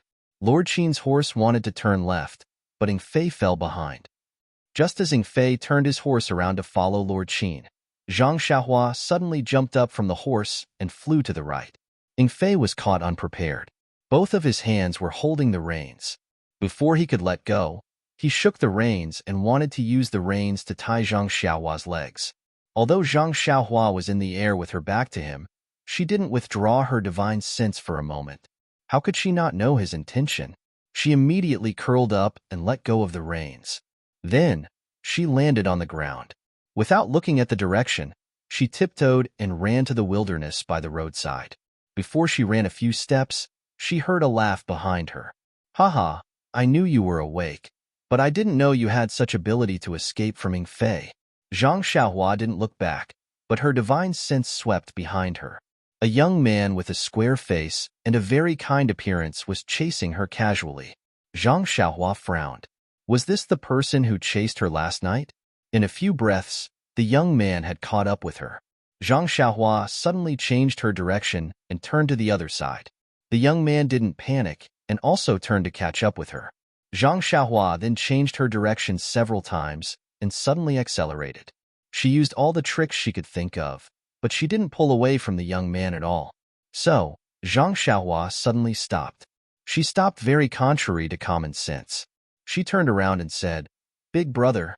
But the young man with gray hair in front of her was rushing towards her. For a moment, she didn't know whether to call him big brother or uncle. The man with gray hair was chasing closely from behind. He didn't expect Zhang Xiaohua to suddenly stop, and she stopped so suddenly, as if she didn't run at all. He couldn't stop in time and was running towards Zhang Xiaohua.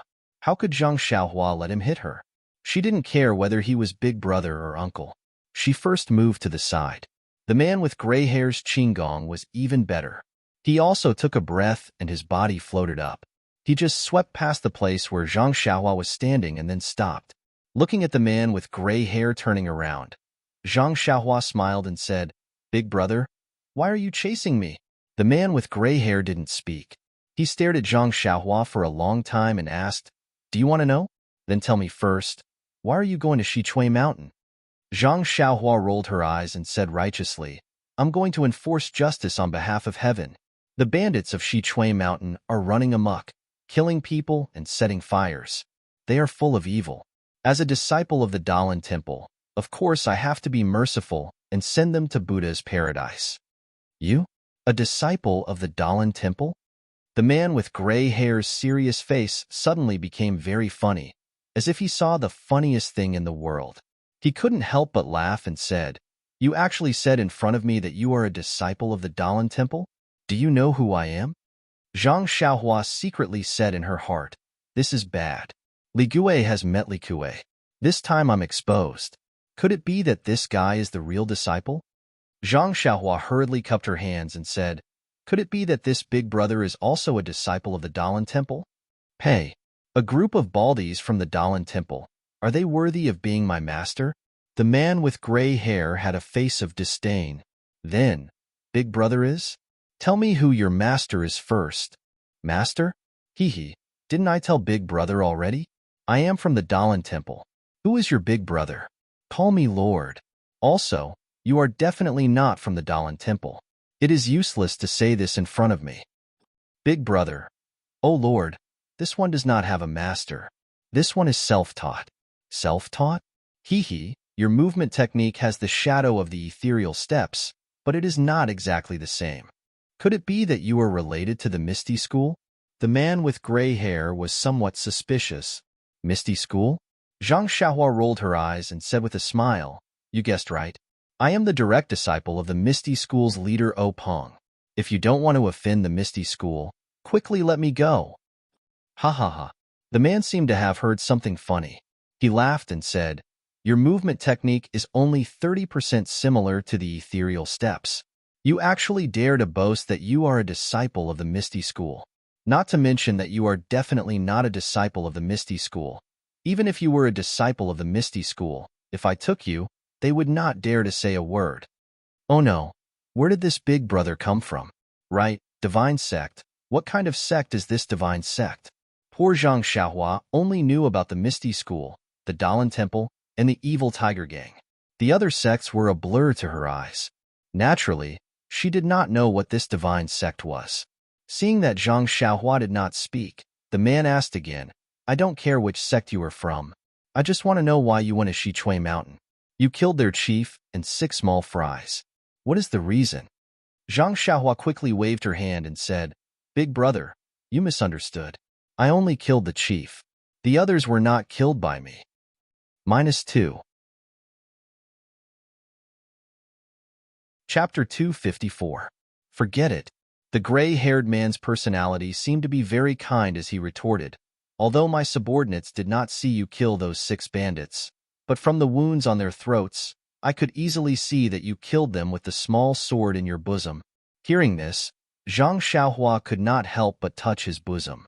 Luckily, the small sword and money pouch were still there. The 4 small primeval stones were also still there. Zhang Xiaohua's face was embarrassed from being exposed and said, So you all know, Quickly tell me, what are you here for? These are 7 lives. A little youth like you is actually so cruel and merciless. Could it be that they have a grudge against you for killing your father? Grudge against my father? Zhang Xiaohua's eyes turned again and said in a sad voice, Sir, you are absolutely right. I have a grudge against a few bandits for killing my father. Today I am here to take revenge. Immediately after, he sorrowfully made up an awkward story. But his story had just started when the gray-haired man waved his hand and said, Don't speak nonsense. I am not willing to listen to your nonsense. How can you have a grudge against the bandits with your skills? I do not care about the lives of those bandits. I only want to ask you one thing. Where is the cauldron in the secret room? Cauldron? Zhang Xiaohua was confused and said in a puzzled voice, Sir, please understand. I did not see any cauldron at all. Moreover, to be honest, I did not know that there was a secret room in that place. I originally wanted to assassinate the chief, but he was always with your people and I did not have a chance. So I thought of hiding in a place in the back hall and making my move. When I saw the secret room, the secret passage was already open. I was also curious, so I went down. In the end, it was empty. There was nothing. Oh, right. There were only some strange weapons. The gray-haired man stared at Zhang Xiaohua, as if trying to distinguish whether he was telling the truth or not. After he finished speaking, he asked, Which sect are you from? Or which organization are you from? If I'm familiar with it, I'll let you go after I verify it. Zhang Xiaohua smiled and said, I really am a disciple of the Misty School. The white-haired man also smiled and said, Then do you know the Dragon God sect? Dragon God sect? Zhang Xiaohua rolled her eyes and said, I heard from my master, One Hai, that it's an unremarkable sect. Ha ha ha, ha ha ha. The gray-haired man laughed as if he had heard a joke. He looked up to the sky and laughed until tears almost came out of his eyes. Then he said, You are really cunning. I don't know where you heard One Hai's name, but you actually shamelessly clung to his thigh. Do you still want me to be magnanimous to you on account of the fact that you are Ping's disciple's disciple? However, since you haven't even heard of the Dragon God sect, how could you possibly be a disciple of the Misty School? Dragon God sect? Is he famous? Should I know? Zhang Xiaohua had a series of question marks. She secretly muttered in her heart, "Isn't second brother just a disciple of the Misty School? I've never heard him mention the name of the Dragon God sect." Zhang Xiaohua helplessly spread out her hands and said, "Since Sir doesn't believe me, then I'll just take it that I'm self-taught." Self-taught? The gray-haired man snorted coldly and said, "You are ruthless. You slit their throats with a sword. This is not something an ordinary person can do. If you hadn't undergone strict training, how could I believe it?" Hearing this, Zhang Xiaohua was also at a loss.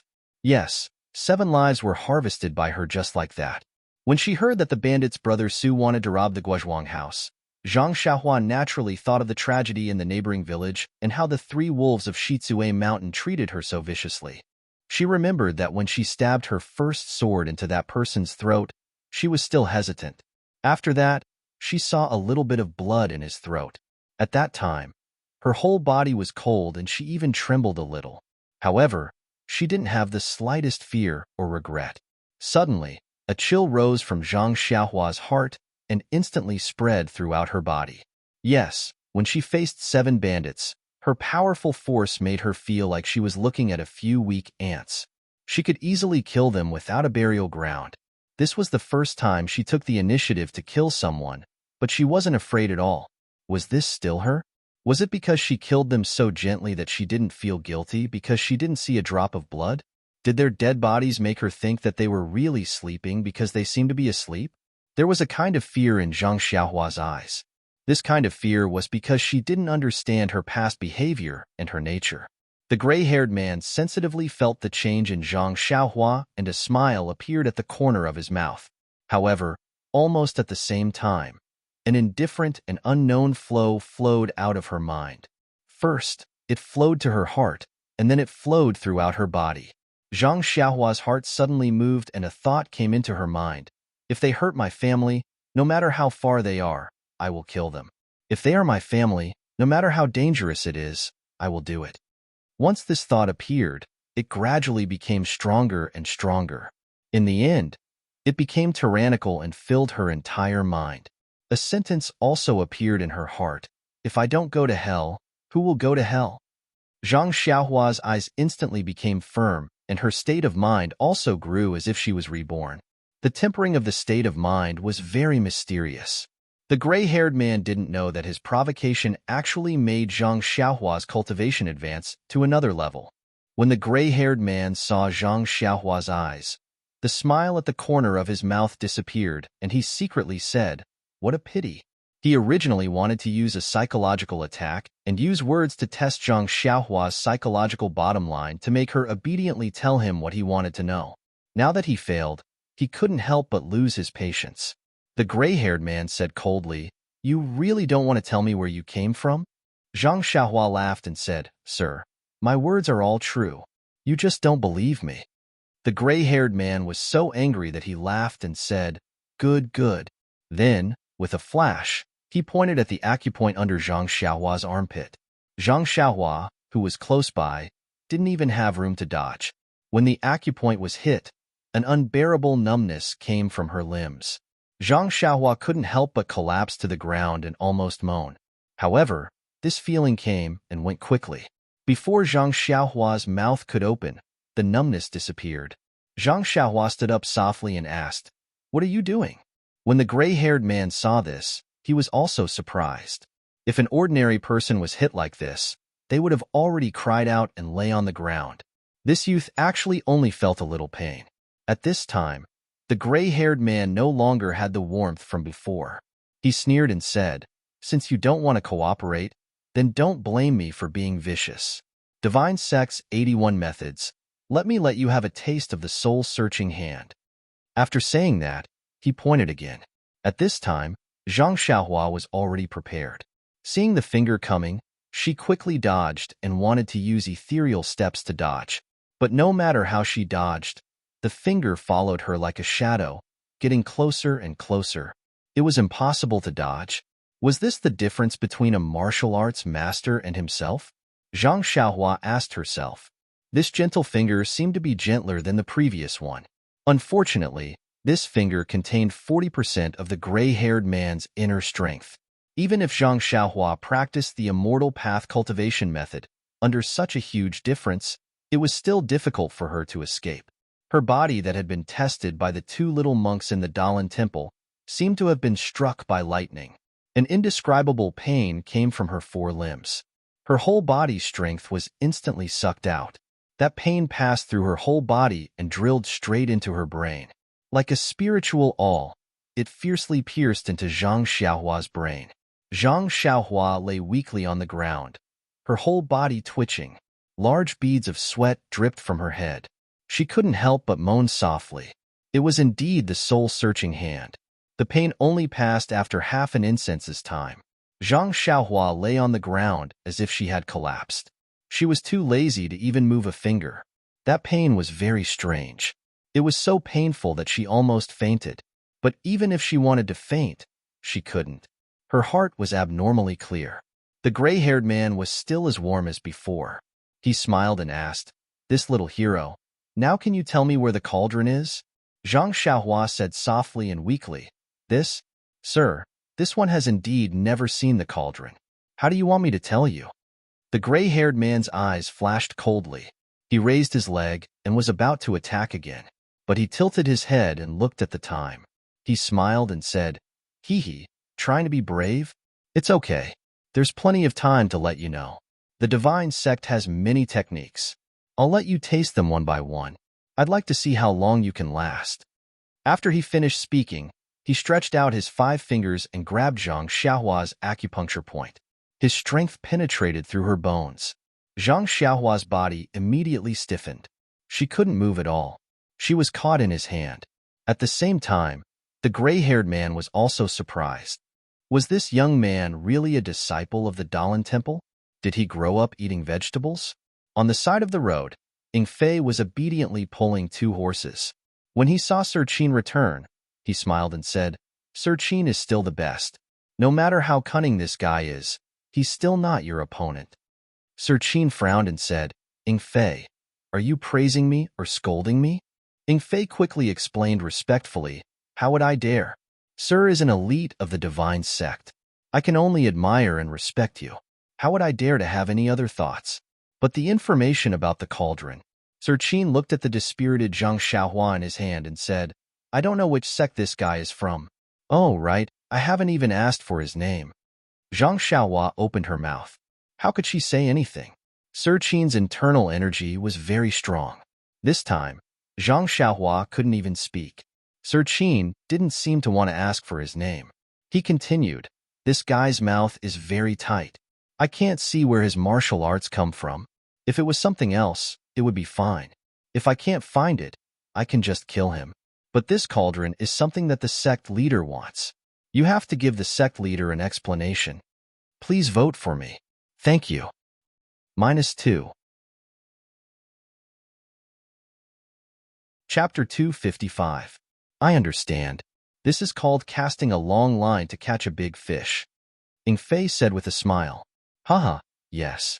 Since we have already caught him, we might as well take him with us. If we beat the small one, how can the big one not come out? There are many powerful techniques in our sect. If we use one every day, I don't believe that we can't make him talk. Lord Qin said fiercely. Although Zhang Xiaohua could not move his body, he could still hear. He had already released his spiritual sense. He could not help but complain in his heart. He was alone. Where did the big one come from? It seemed that he could not escape from the daily torture. Ing Fei hesitated and said, Lord Qin, but we have to keep this a secret. If we take this burden with us, we can't guarantee that the secrets of our sect will not be revealed. Lord Qin said unhappily, Do I need you to teach me how to do things? If we don't force this guy's backer to hand over the tripod furnace, you will bear the responsibility alone. I don't dare. I don't dare. Moreover, when this is over, as he spoke, Mr. Qin's voice became softer and he made a chopping motion. Ing Fei immediately said respectfully, Mr. Qin is brilliant. Zhang Xiaohua's divine sense had already detected all of this, and he couldn't help but feel anxious. This Lord Qin's martial arts were clearly superior, and he couldn't compare to him. If he were to fall into his hands like this, he would lose his life sooner or later. Only by making preparations to escape would he have a glimmer of hope, but how could he escape? Zhang Xiaohua's mind was filled with a myriad of thoughts. The two people of the divine sect naturally did not know that their plan had been known by Zhang Xiaohua. In fact, even if they knew, they would not care. In their eyes, Zhang Xiaohua was just like a bandit in Zhang Xiaohua's eyes. Maybe he was even worse. They could end Zhang Xiaohua's life at any time. Why would they care if their plan was known by him? The two of them got on their horses and continued their journey. Zhang Xiaohua was still placed on Ying Fei's horse. His meridians were sealed by Lord Qin, so he didn't have any strength left. He could only lie weakly on the horse's back, lowering his head to study the mysteries of the horse's hooves. He was also secretly looking for a way to escape before he could release his spiritual consciousness. Zhang Xiaohua could not help thinking. The two people from the divine sect asked about the 7 people she had killed, but they did not ask about Li Yinfeng. Presumably, Ying Fei had already forgotten about Li Yinfeng after Master Qin's sudden appearance. The bandits in Shizue Mountain must be in a mess now. Who would think of the 3 members of the Li family? The 6 bandits had already been killed by him. Ying Fei and Lord Qin definitely didn't know that he was here to save people. As long as he didn't say anything, no matter how hard they tried, they wouldn't know where he came from. He had already told them the truth, but they just didn't believe him. There was nothing he could do. Zhang Xiaohua secretly laughed. It seemed like he had to give himself an identity. If it were not for the fact that the muscles on his face could not move, a sinister smile would have already appeared. Not to mention that Zhang Xiaohua had spent a lot of effort to find a cheap backer for herself. The two people from the divine sect traveled for half a day and came to a barren place. Ying Fei said, "Lord Qin, it seems that we are a little late. Is that kid from the evil tiger gang still waiting there?" Lord Qin said, "Isn't it because of that guy on your horse?" However, although that kid Situ of the evil tiger gang is a cautious person, if it was a normal person, he would have left long ago. Fortunately, this place is far from the evil tiger gang. Maybe he is still waiting. Ying Fei said with a smile, "Isn't it because of Wang Jianfeng? They are guarding their own base and not managing it well. Why did they interfere with the evil tiger gang? What value does this kind of small gang have?"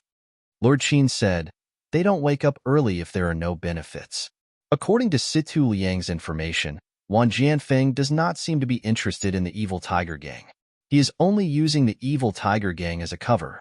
As for what they are doing, even Situ Liang did not find out anything. However, it should be within the evil tiger gang's sphere of influence. Situ Liang's cousin being put under house arrest by Wang Jianfeng must be related to this secret. Then, what kind of secret is it? What kind of sect is Wang Jianfeng? With that weak foundation, how could the divine sect be interested in what he wants? Just let him play.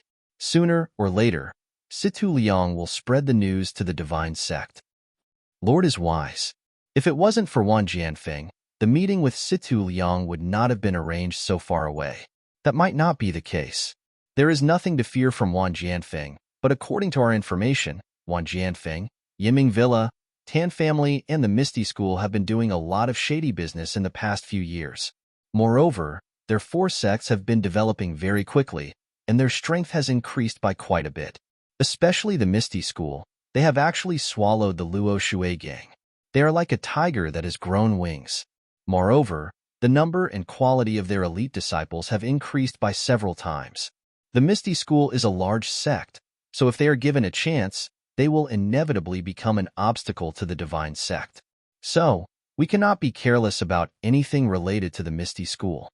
This little one understands. However, these 4 sects don't seem to be very harmonious. Moreover, even if our divine sect doesn't care, the Dalan Temple, Fragrance Cult, and the Righteous Alliance might not be at ease with the threat of the Misty School. You're right. The people of the Righteous Alliance are always scheming against each other. They are all hypocritical and cannot form a united force. Otherwise, where would our divine sect find a place to stand in this world? Lord is wise. It is because our divine sect's 8 division heavenly dragons support each other and are as close as brothers that the divine sect is able to prosper. That's right. This is all thanks to sect leaders' wise leadership. Long live the divine sect, unify the Jianghu. The two of them did not hide their conversation from Zhang Xiaohua. They must have already decided Zhang Xiaohua's fate. Zhang Xiaohua was also sweating profusely. The more secrets she knew, the harder it would be to keep her life. But where was the escape route? Ying Fei led Lord Qin to a dilapidated temple. Using his divine sense, Zhang Xiaohua saw a young man who wasn't even 30 years old. He was sitting there cross-legged with a bag in his hand and a sword on the ground beside him. Lord Qin was far away from the dilapidated temple, and he smiled. The person in the broken temple heard the sound of horse hooves outside. He stood up alertly and rushed out of the temple. He stuck out half of his head to take a look, then quickly came out to greet them. Lord Qin and Ying Fei jumped off their horses at the entrance. The young man took over Lord Qin's reins and led the horses into the broken temple. After that, the young man looked around and carefully closed the door. The 2 horses were tied to a withered tree in the temple. Zhang Xiaohua was still lying on the horse. No one paid any attention to her. The young man entered the temple and bowed to Lord Qin and Ying Fei. This little one is Situ Liang. Greetings to Lord Qin and Envoy Ying. Lord Qin smiled. Get up, Situ Liang. This lord had some small matters and was delayed. Sorry to have made you wait. Situ Liang replied, It's fine, it's fine. This little one also just arrived. Envoy Ying said, Situ Liang, Lord Qin already praised you on the way here. You did a good job. You are a promising talent. When you present the things you brought to the cult master, no matter if the cult master is willing or not, Lord Qin will put in a good word for you. If there is a chance, he will bestow our sect's divine technique for you to cultivate. Situ Liang was overjoyed and bowed deeply. Thank you, Lord Qin. Thank you, Envoy Ying. Lord Qin said kindly, You are the one who worked hard. We are just the middleman. Situ Liang immediately said, I don't dare. This is all thanks to Lord Qin and Envoy Ying. Situ Liang then talked about some matters in the gang and Wang Jianfeng. Only then did he hand over the bag in his hand. He smiled. Lord Qin, after receiving the message from the cult, this little one sent people to search everywhere. This is what I found recently. I don't know if it is to the cult master's liking. Lord Qin carefully opened the bag.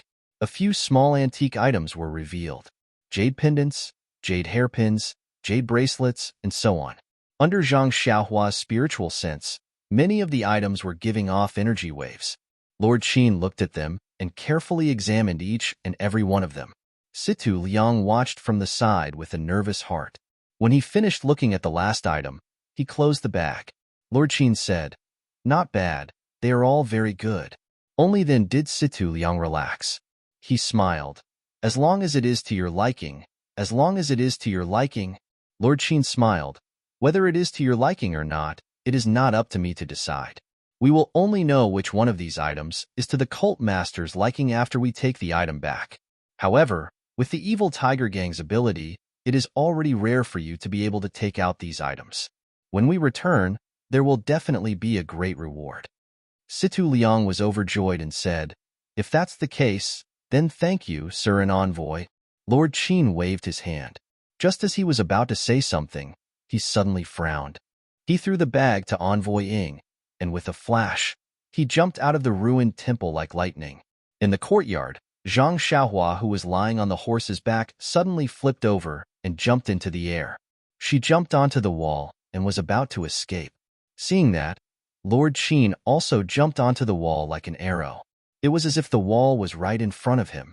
He caught up to Zhang Xiaohua, who was about to use her qinggong, and lightly smiled. Brat, you sure are arrogant. There are not many people in the Jianghu that can escape from my hands. After that, with another point, Zhang Xiaohua fell down.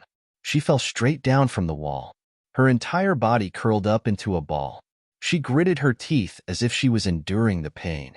Actually, when Envoy Ying tied up the horse, Situ Liang had already seen Zhang Xiaohua on the horse. However, how could he dare to ask about something like that? Now that he saw the abnormality, he carefully asked, Sir, this young man? Lord Qin looked at Zhang Xiaohua, who was in extreme pain on the ground, and said, "It's nothing. It's just a small matter."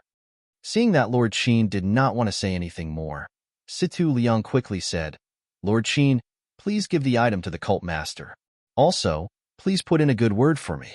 My evil tiger gang is very far from here, so I need to hurry back. Otherwise, Wan Jianfeng's people will become suspicious." Lord Qin said, "You haven't found out why Wan Jianfeng is here, right?" Situ Liang shook his head. "No, they are very mysterious. Their martial arts are also stronger than mine, so it's not easy to find out." -2. Chapter 256. Lord Qin comforted him. "With your martial arts, you have already done very well. Of course I know that. However, since Wan Jianfeng's goal is so mysterious, he must have a big background. You still have to be careful. If there are any movements, report to me as soon as possible." Situ Liang nodded, then said goodbye. After Situ Liang left, Lord Qin fiddled with those things a few times, then casually threw them to Ing Fei. Ing Fei caught them without a care and said with a smile, "This evil tiger gang is just a small sect the size of a thumb. I wonder why the sect values them so much? What kind of good things could Situ Liang get for Lord Qin to come all the way here?" Lord Qin frowned. The sect leader naturally has his reasons for making us value the evil tiger gang. The reason is not something we can guess. Just do your job properly. However, if it wasn't for that cauldron, I wouldn't have to work so hard. After saying that, he looked at Zhang Xiaohua, who had calmed down a bit, and said, "The secret room in Xichui Mountain has been cleaned out. If there weren't a dozen people, who would believe it? However, we only caught a young man, and we still don't know if he is really related to the cauldron. What a headache." Lord Qin is wise. Just as Lord Qin said, even if this guy didn't take the cauldron, he is still related to the cauldron. It's better to cast a long line to catch a big fish. However, this guy is cunning. If we don't succeed, he will run away. Why don't I cripple his martial arts and make him follow us obediently? Hearing that, Lord Qin frowned even more. He said unhappily, Ing Fei, what do you want me to say about you? Nothing good comes out of a dog's mouth? You have been my subordinate for a long time. Why haven't you improved at all? You should look at things from a leader's point of view. Only then can you develop the qualities of a leader. Why don't you think about it? If I could cripple his martial arts, would I still be waiting for you to speak?"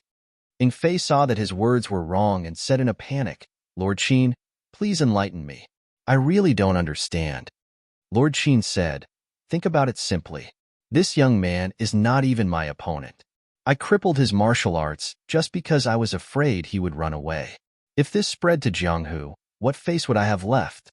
As a superior, one must be able to toy with people in the palm of one's hand.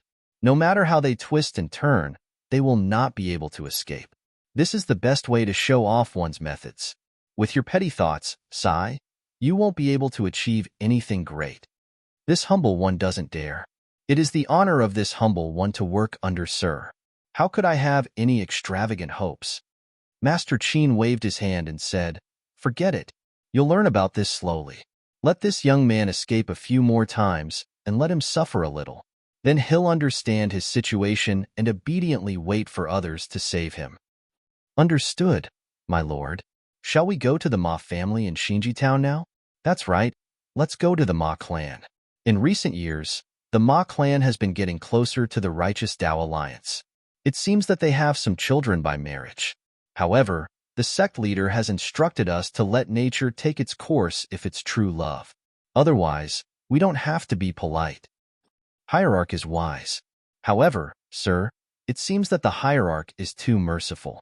Well, the sect leader's words are worth 10,000 words. Don't say too much. Master Qin seemed to be a little hesitant. Then, he looked at Zhang Xiaohua on the ground and said, "By the way, find a horse for him. It's easy to see him on a horse. Moreover, the Ma clan in Xinji Town is also a big local family. We have to go there respectfully, right? By the way, I haven't asked for this fellow's name."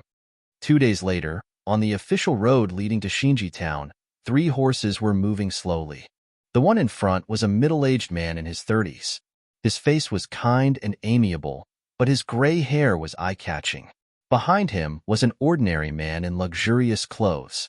He was talking to the man with gray hair with a charming smile on his face. The man with gray hair listened quietly and occasionally replied with a few words. Finally, there was an ordinary young man with a dispirited and pale face. He was silently riding the white horse under him, looking around with his eyes darting around. It was Master Qin, Ing Fei, and Zhang Xiaohua. Ing Fei smiled and said, "Sir, we'll reach Xinji town in 30 minutes. It's still early now. Why don't we get off the horse and rest for a while?" Master Qin said, "You're tired after walking for half a day? Where's your kung fu? You're not even as good as Ren Xiaoyao. Didn't you see that he was still very energetic after being dislocated this morning?" Ing Fei glanced at Zhang Xiaohua and said with a smile, "That's right. I only know how to do things for you. How can I know that this fellow is only thinking about escaping? Of course, I'm very energetic." After coming out of the ruined temple that day, under Ing Fei's interrogation, Zhang Xiaohua casually found a name for himself. He called himself Ren Xiaoyao. And in these 2 days, Zhang Xiaohua spent a lot of effort looking for opportunities to escape, but they were all seen through by Master Qin. Even when Zhang Xiaohua ran away last night, Master Qin didn't bother to chase after him. When he woke up in the morning, he was dragged back by Ing Fei. Even Master Qin and Ing Fei knew that this young man had a big problem. He had the habit of sleeping. As long as it was midnight, he would fall asleep. After being tortured in the morning, Zhang Xiaohua basically gave up the idea of escaping. She slowly thought of other ways. Her Qinggong was not as good as Master Qin's, and her experience in Jianghu was even worse. If she didn't have a unique way of escaping, she shouldn't show it to others. Otherwise, she would be tortured for nothing. At this time, Zhang Xiaohua secretly took out a primordial stone and silently absorbed it to strengthen her internal strength. The two people from the divine sect were fierce. Every day, they would hit Zhang Xiaohua's acupoints and torture her to find out the whereabouts of the cauldron. But they didn't care about other things. At least, after Master Qin and Ing Fei looked through the money bag in Zhang Xiaohua's arms, they didn't look at it again. Although they were a little surprised by the 4 small stones in Zhang Xiaohua's arms, they thought about Zhang Xiaohua's age and returned it to him. As for the common things like the golden hairpin, they didn't even look at it. Seeing a big tea shed on the side of the road, many people came in and out to drink tea. Master Qin thought for a while and said, "Let's go to the tea shed in front and drink some tea. We can also listen to the interesting things in Xinji town." This place was very close to the town. Many people were willing to rest for a while to refresh themselves before entering the town. Therefore, the shed was not small and there were many people. The 3 of them got off the horses. No one came to greet them. Master Qin threw the reins to Ing Fei. Ing Fei looked at Zhang Xiaohua and casually threw the 2 horses to him. He said, "Tie the horses up and keep watch outside. Don't think about running away. You can't run away in front of Master Qin. If you run away this time, I'll ask Master Qin to break your legs." Zhang Xiaohua took the reins. He didn't need to release his spiritual consciousness to feel Master Qin's attention on him. He smiled bitterly. Not only was he going to be a prisoner, but he also had to be a servant.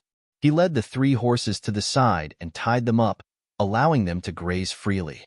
He took out a primeval stone from his bosom and held one in each hand, using his heart technique to absorb it. Zhang Xiaohua had even decided that from tonight onwards, he would not run away. He would absorb the primeval qi from the primeval stones. Anyway, when he was asleep, he seemed to be able to use his heart technique. Master Qin looked at Zhang Xiaohua. Seeing him standing there obediently without any abnormalities, Master Qin knew that he had suffered a lot and didn't try to run away again. Therefore, he didn't pay too much attention to him. When they entered the tea shed, there were no empty tables. Ing Fei looked around and quickly walked to a table in the corner. He gave each person some money and asked them to leave. Master Qin sat down. Ing Fei took out a white cloth from his pocket and carefully wiped the teacups and teapot. Then, he took out a paper bag and poured out some tea leaves. He asked someone to pour some water to brew it. Originally, the tea house was bustling with activity, but Lord Qin's actions immediately silenced everyone, and even their voices quieted down. Master Qin came to the tea shed to gather information. When he saw this scene, He couldn't help but glare at Ing Fei. Then, he picked up the teacup and looked carefully. Only then did he relax and take a sip. Ing Fei couldn't help but feel wronged. Master, I didn't do this on purpose. If it was tea from the tea shed, would you drink it? Even if I didn't use my own tea set, you still wouldn't like it. The people in the tea shed began to whisper. However, Master Qin's internal energy was very strong. How could he not hear these words? Many people were talking about them. It seemed like they were saying, "Look at these two people. They are obviously rich people. How did they come to our Xinji town?" Of course, they are here to attend Old Man Ma's 68th birthday. Yes, that's right. Ever since Old Man Ma's eldest granddaughter married Xiao Shidao of the Heavenly Dao Alliance, the Ma family status has become more and more prominent. Even the government has to be polite to them. Yes, I think this person in front of us is the young master of that family. Oh, looking at his age, maybe he is the old master. He encountered some Jianghu situation and came to Old Man Ma to seek justice. Ba, you're right. I think he is Old Man Ma's nephew. He is here to celebrate Old Man Ma's birthday. Nowadays, the world is full of singing and dancing. How can there be any injustice? All kinds of words were incessant. Master Qin frowned. What were they talking about? He was one generation lower than them. These Jianghu rumors were really true. Ing Fei saw Master Qin frown and wanted to stand up. Master Qin quickly waved his hand to stop him. They were already sitting here. If he didn't let them speak, how could they ask for information? At this time, at the table next to them, 3 people looked at each other. One of them stood up and walked over. He bowed and said, "I am Kong Rang of Chimay Mountain. May I ask if you are also here to celebrate Old Man Ma's birthday?" Ing Fei was about to speak when Master Qin said, "Yes, I am. May I ask what you are here for?" Kong Rang turned around and looked at the other 3 people. He said awkwardly, "The 3 of us are also here to celebrate Old Man Ma's birthday. However, when we arrived here, we encountered a big problem. I wonder if you can help us." -2. Chapter 257.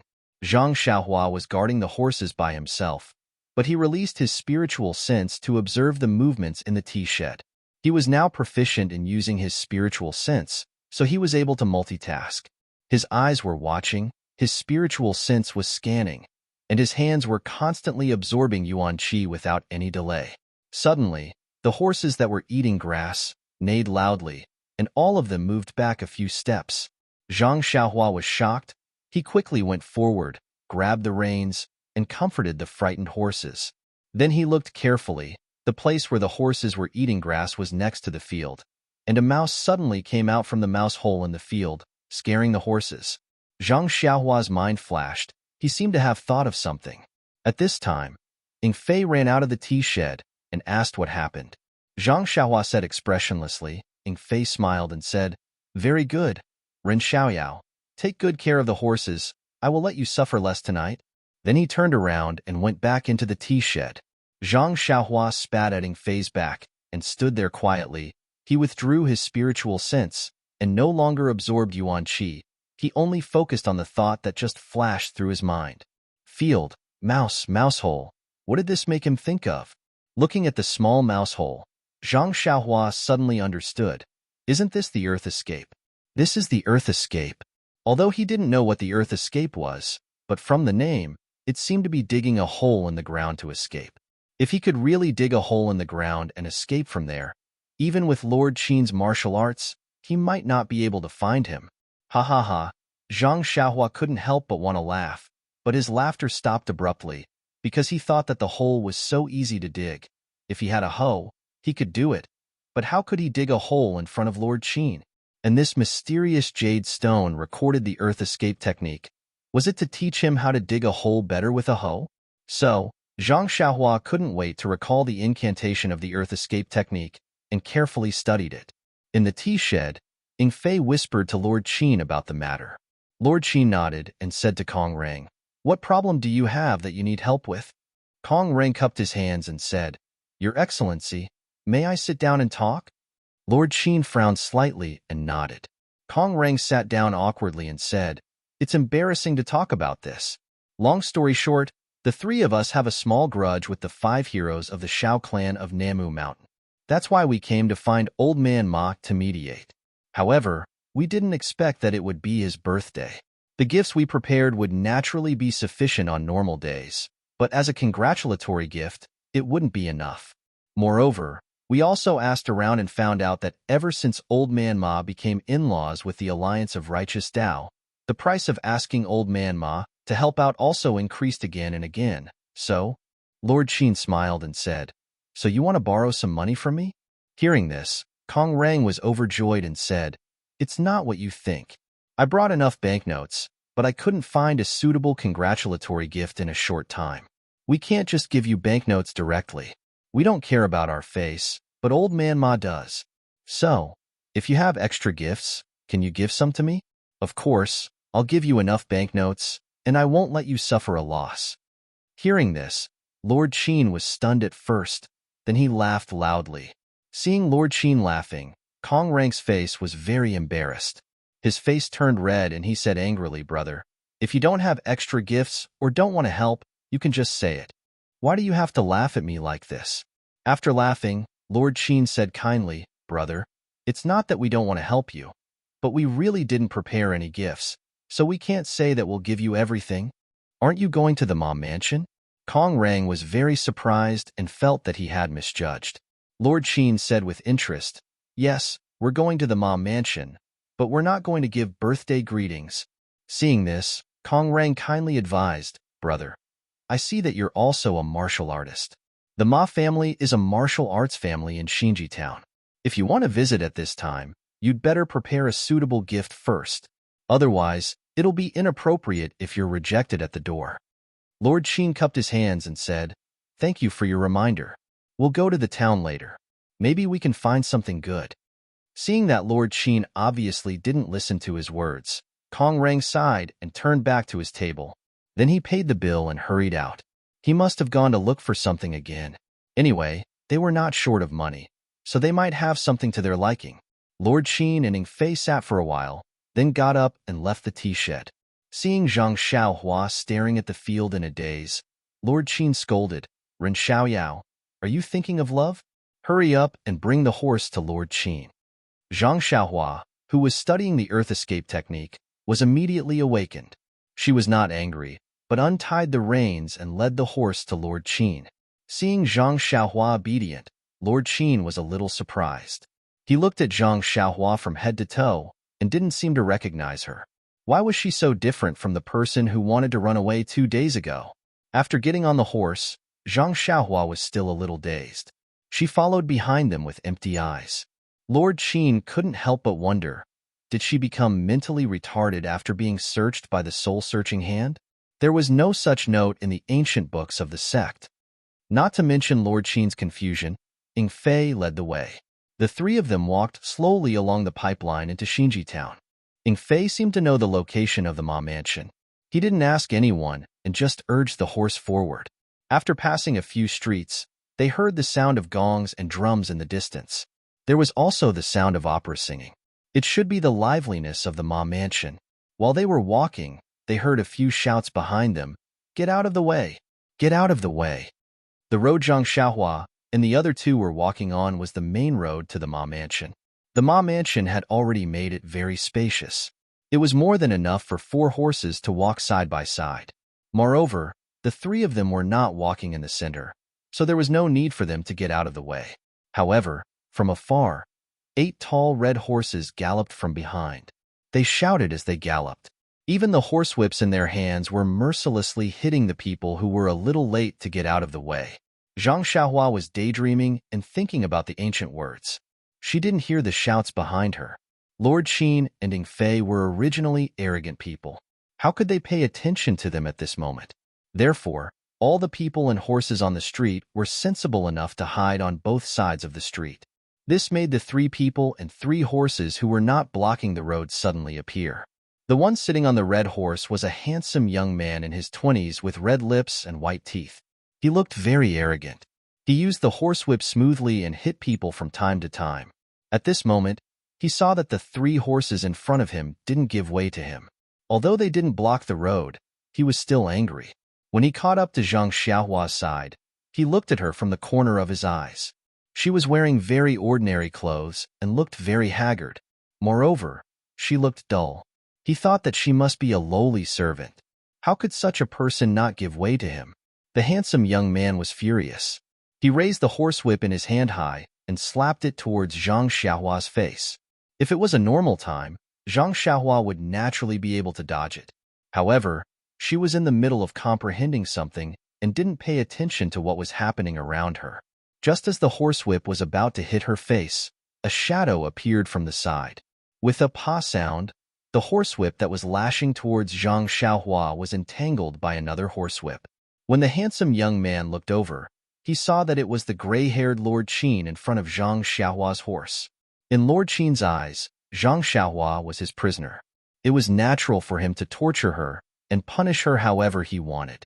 However, this handsome young man actually raised his horsewhip without saying anything. Naturally, he didn't put Lord Qin in his eyes. Even if you want to beat a dog, you still have to look at its master, let alone a person. Lord Qin got angry just thinking about it. He casually wrapped the horsewhip around the handsome young man's horsewhip.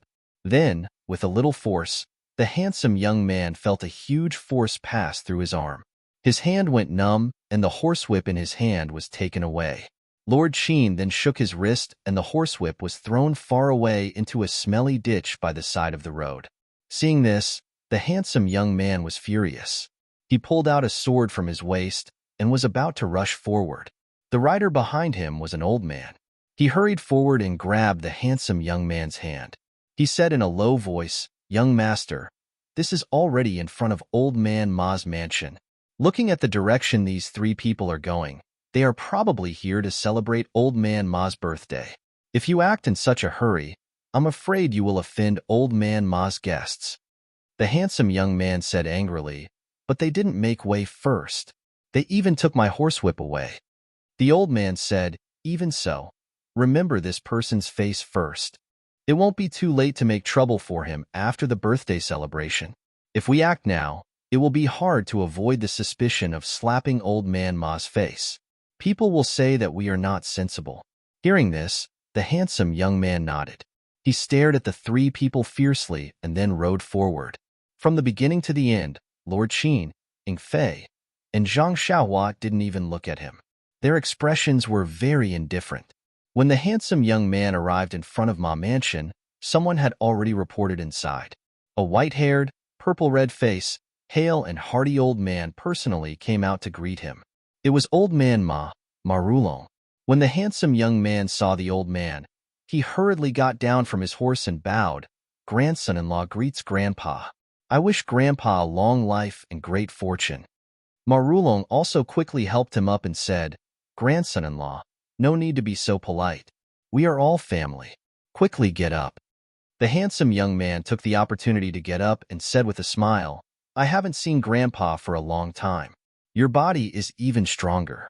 You are really old but strong." These words were a bit unreasonable, but Marulong didn't get angry. He smiled and said, "It's all because of the good things your master gave me. It made my body much healthier." The handsome young man said again, "This time, Grandpa's birthday celebration, Master asked grandson-in-law to bring a lot of good things. Come, housekeeper, give the gift list to Grandpa." The old man behind him hurriedly went forward. There was a big red gift list on the ground. Marulong opened it and looked. His expression changed slightly. He then passed it to the master of ceremonies at the door. Under the handsome young man's slightly proud gaze, the master of ceremonies loudly read, "The Righteous Alliance's Chio Shi congratulates Grandpa on his great birthday. He presents -2." Chapter 258.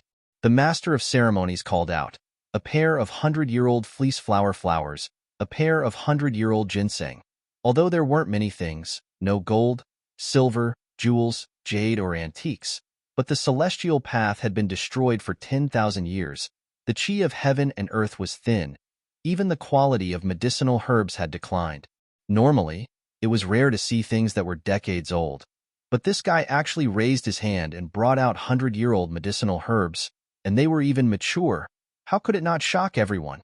How could it make old Master Ma and the Master of Ceremonies lose their composure? These things couldn't be exchanged with banknotes, even if they were presented with banknotes of equal value. How could it be so captivating? No wonder Kong Rang was in a difficult position. There were some things that couldn't be bought even with banknotes. Old Master Ma beside Marulong. Although he was full of vigor at this moment, his expression was not normal. Everyone thought that the old man was overjoyed, but he himself had unspeakable bitterness. His own status in Jianghu, his heart was like a mirror. How could he be worthy of the Righteous Alliance's generosity? The reason why they offered such generous gifts, of course, they hoped that he would return the favor, but how should he decide? How could he choose with just a generous gift? Qiu Shidao took out a folding fan out of nowhere, gently waving it, proudly listening to the Master of Ceremonies' slightly trembling shout, quite like an elegant young master in the chaotic world. Actually, Qiu Shidao was indeed worthy of being the fourth son, not to mention that he was handsome and elegant. Just the fact that he could marry old Master Ma's direct granddaughter and be able to become the disciple of the Righteous Alliance's 9th deputy chief, Chang Xian, no one dared to say anything. Unfortunately, while Qiu Shidao enjoyed bathing in the admiring, jealous, and surprised gazes of the crowd, he keenly sensed that something was different in a certain direction. In the distance, Mr. Qin's disdainful gaze, Ing Fei's ridiculing gaze, and Zhang Xiaohua's soulless expression, who was sitting on an inferior horse with a blank expression, seemed to have nothing to do with Qiu Shidao. All of these were like sharp thorns that pierced into his proud heart. However, Qiu Shidao still remembered his status, and the Master of Ceremonies was also very far away. He couldn't vent his anger on him for no reason, so with a schwa sound, he closed his folding fan and prepared to walk inside. Speaking of which, this action was quite disrespectful. Your big grandfather was still standing, giving you face and listening to your gift list, yet you wanted to move first. What kind of person was Marulong? He immediately said, "My dear grandson-in-law, are you tired? Why don't you go in and rest for a while? When the banquet starts, I'll call you out to meet the guests." Qiu Shidao smiled and said, "Thank you for your concern, grandfather. I am indeed a bit tired." Marulong said, "Let's go. I've already asked the servants to clean up Yajing's room. You'll be satisfied." After saying that, he gave way to Qiu Shidao. How could Qiu Shidao be willing to go first? Seeing this, Marulong felt relieved and walked into the courtyard first. Qiu Shidao followed closely behind. However, as soon as they passed through the corridor, Qiu Shidao seemed to have thought of something. Looking at the chrysanthemums planted in the courtyard, he exclaimed, "Grandpa, look, your chrysanthemums are really good." Marulong was stunned. He stopped walking and muttered in his heart. These chrysanthemums were just casually planted by the servants. What was there to praise? Could it be that there was a hidden meaning in his words?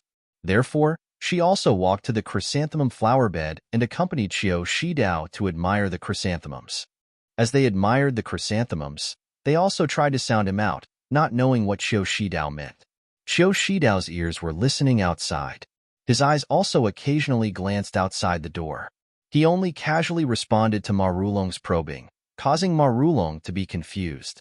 There were many people who came to the Ma Manor to celebrate the birthday. It was not an exaggeration to say that there was an endless stream of horses and carriages. Moreover, everyone brought many gifts. The Master of Ceremonies had to sing a little more, and it took a lot of time. When Ing Fei brought Lord Qin to the manor, Qiu Shidao was already waiting impatiently inside. According to Ing Fei's thoughts, with his lord and his family's status, there was no need for them to line up here. If they directly rushed into the Ma Manor, then wouldn't Marulong bow and welcome them? However, Lord Qin knew that the current situation was not the same as before. The gifts from the Righteous Alliance said a lot. He was still willing to hide at the side and watch and listen. Sometimes, it was very interesting to go incognito. However, he did not think about it. With a head full of white hair, he would be eye-catching wherever he went. How could he hide from the Ma family's eyes? Moreover, the Master of Ceremonies looked at the luxuriously dressed but ordinary-looking person in front of him and was very surprised. He asked again, "Hero, are you sure you are here to celebrate the birthday?" "Yes, I am sure, and I am sure. You did not send an invitation, nor did you prepare a gift. You, see, Lord Qin's dream of going incognito was immediately shattered. Let's not talk about your white hair or your ostentatious behavior. At the very least, you should prepare a meager gift. Let's just say that you don't have any banknotes. You're relying on your admiration of old Master Ma's reputation to come and pay your respects. At the very least, you should have a name card. Coming to pay your respects empty-handed, let's not talk about your status. Anyone would label you as an idiot or freeloader. In fact, it wasn't that Ingfei or Lord Qin didn't have experience in Jianghu and didn't know the ways of the world. It was just that with their reputation, wherever they went, they would be respected and flattered. This Ma mansion couldn't even flatter them. How could they give up their pride and give a congratulatory gift to the servant in their eyes? If Zhang Xiaohua did not concentrate on comprehending the earth evasion technique, she would naturally remind him. Coming empty-handed was also a laughingstock in the countryside. As for the name card, Ingfei, as the messenger of the heavenly sect, this identity was a supreme name card. Why would he prepare one? However, the master of the ceremony had seen a lot of the world. Moreover, the Ma family had told him in advance that there were many heroes in the wilderness. There were some who were unconventional and some who were independent. He did not know what kind of background everyone had. The purpose of the birthday celebration was to have a lively atmosphere. Anyway, the Ma family did not lack food and wine, so there was no harm in eating and drinking for free. Therefore, the master of the ceremony smiled and asked, "Old Master Ma is the most forthright. He is very willing to make friends with a nameless hero like you. However, please tell me your name so that I can record your name in this grand occasion. It is possible that your name will go down in history in the future." Ingfei almost spat out. He looked back at Lord Qin and said, "Okay, just because you said that I will go down in history, I will let you know that the lord behind me is Qin Shiyue, Lord Qin. My name is Ingfei." The master of the ceremony said, "I know. If the one riding behind is a servant of your family, then you don't have to tell me your name." In fact, the master of the ceremony was also puzzled. If it was a servant, then it would be natural for him to come before Ingfei. However, if it was not a servant, then this young man's clothes were not as good as the other two and the horse he was riding was also inferior. Therefore, he asked. Ingfei thought for a while and said, "This young man is not a servant. He just came with us to see the world. His name is Ren Xiaoyao." The master of the ceremony smiled and said, "I know, Lord Ing." Then, he shouted, "Qin Shiyue, Ingfei, Ren Xiaoyao. These three heroes are here to congratulate old Master Ma on his birthday." As soon as the master of the ceremony finished, a shadow shot out of the courtyard. Before the person arrived, his voice was heard, "Ha ha, so you are here to take advantage of me. You still have the face to tell me your name. Qin Shiyue, Ingfei, and what Ren Xiaoyao? How come I have never heard of these names in Jianghu? You still call yourself a hero. You don't deserve any honor." When everyone looked over, they saw that it was young Master Qiu Shidao who had already entered the courtyard. Qiu Shidao's arrival was sudden, and his voice was loud. Everyone turned to look at him. Even Zhang Xiaohua stopped and looked at him in confusion. Qiu Shidao walked forward and said to Lord Qin with a sneer, "This brother with extraordinary skills, is your name Qin Shiyue? Your name is not bad, but it is not famous. Where is Brother Qin going to make a living? If you are not happy, you can come to the Righteous Alliance. I am not talented, but I can find a good job for Brother Qin. At least, the next time Brother Qin goes to a senior's place to congratulate them, you can't go there for nothing. You will lose face, right?" Qin Shiyue was being pointed at and lectured. His face was even warmer. He only smiled and did not speak. It was rare for him to have self-restraint. Zhang Xiaohua beside him did not think so. From what she knew these 2 days, Qin Shiyue usually had an amiable appearance. If he frowned or was angry, it meant that it was normal. However, the more he smiled and the warmer he was, it meant that it was not good. At least when he sealed Zhang Xiaohua's acupoints and tortured her, his face was like a spring breeze. Zhang Xiaohua knew that things were not good. Looking at Qiu Shidao's good appearance, she felt that it was a pity. She said anxiously, "You young master, you are really unreasonable. How is my master unbearable as you say? It's just that he admires old Master Ma very much. He was in a hurry and forgot about it. In a while, when he pays a visit to old Master Ma, I will come out and help my master complete the etiquette. Qin Shirue glanced at Zhang Xiaohua. He had a good impression of her. That was because no one was willing to be pointed at and lectured, even if he already had the intention to kill. Ing Fei also laughed and said, "Who are you? Is there any place for you to speak in the Ma Mansion?" Qiu Shidao was greatly amused, he said. "I knew you are ignorant and inexperienced. Let me tell you, Xiao Yi is the husband of Ma Leo Yizi's eldest granddaughter. Tell me, do you think I have the right to speak in this Ma Mansion?" Ing Fei said again, "Although old Master Ma is old, there are many uncles in the Ma Mansion. There is no place for you to speak." Qiu Shidao smiled and said, "The people of Jianghu are in charge of Jianghu matters. My teacher is one of the 9 alliance leaders of the Righteous Alliance, Nan Fengyun. You tell me, do I have the right to speak in the Ma Mansion?" In Qiu Shidao's expectations, once Nan Fengyun's name was brought out, wouldn't these 3 idiots of Jianghu be scared witless? Even if they did not know Nan Fengyun's name, as long as they were people of Jianghu, how could they not know about the Righteous Alliance?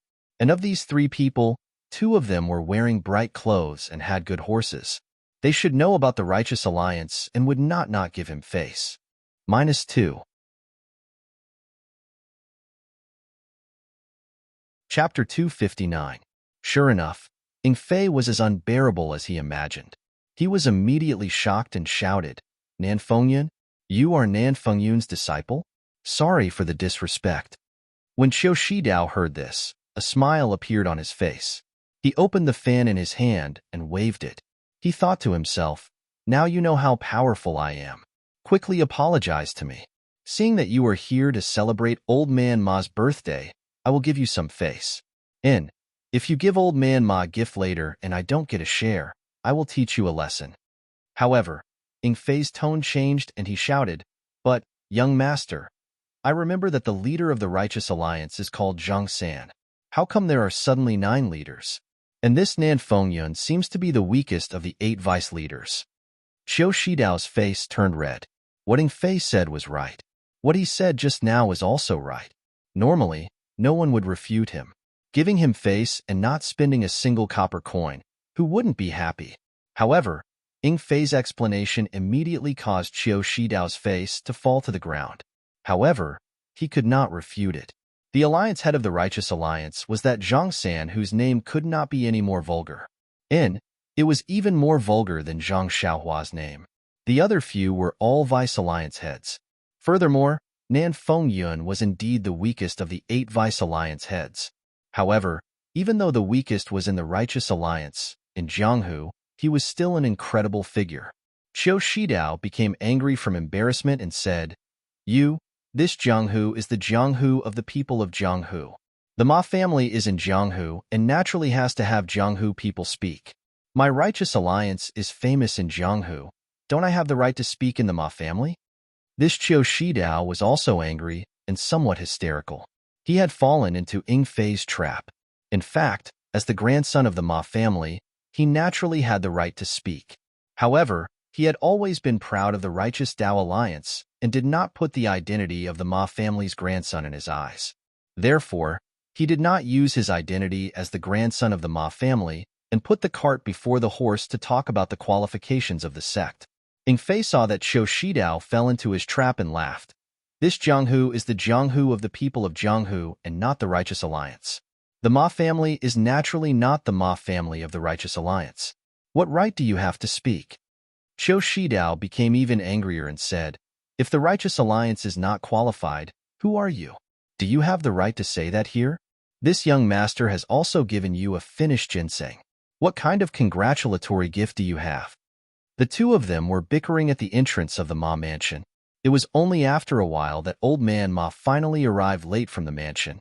Actually, Old Man Ma didn't come late on purpose. He accompanied Qiu Shidao to admire the chrysanthemums in the courtyard and tried to guess Qiu Shidao's intentions.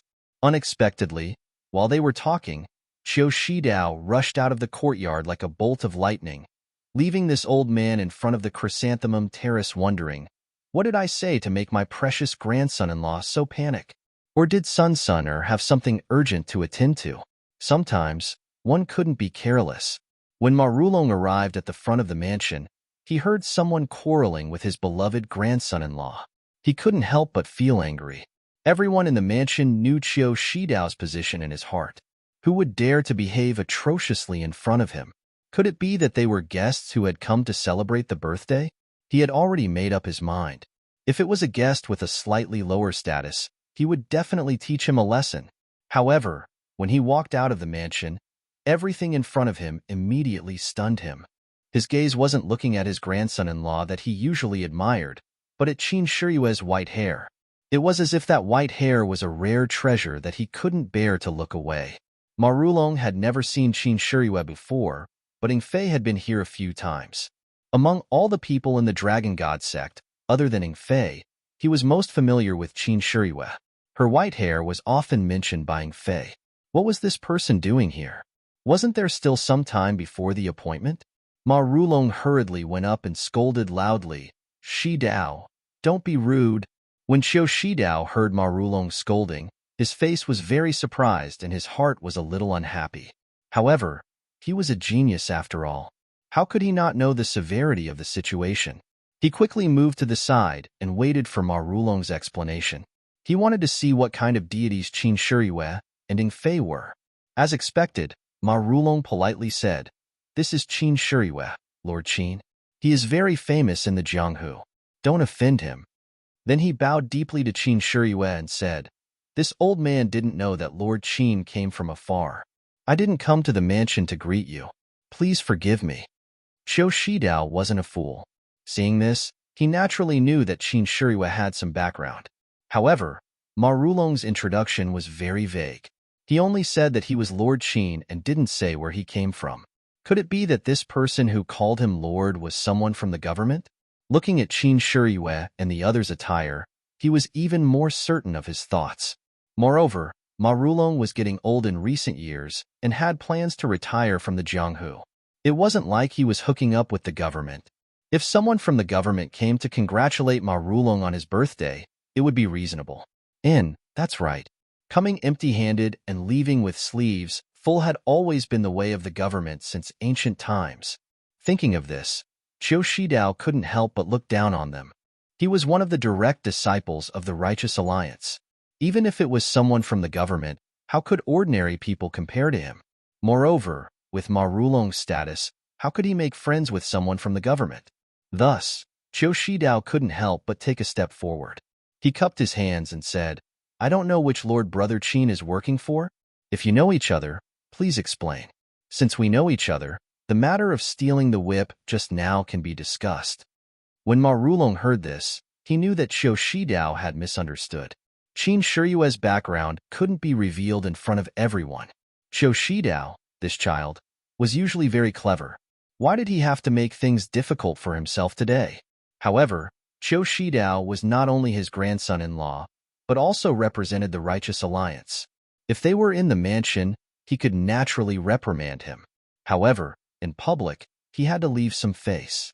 He quickly pulled Qiu Shidao's sleeve and said, "Shidao, why don't you listen to your grandfather? Don't be rude." Quickly apologized to Lord Qin.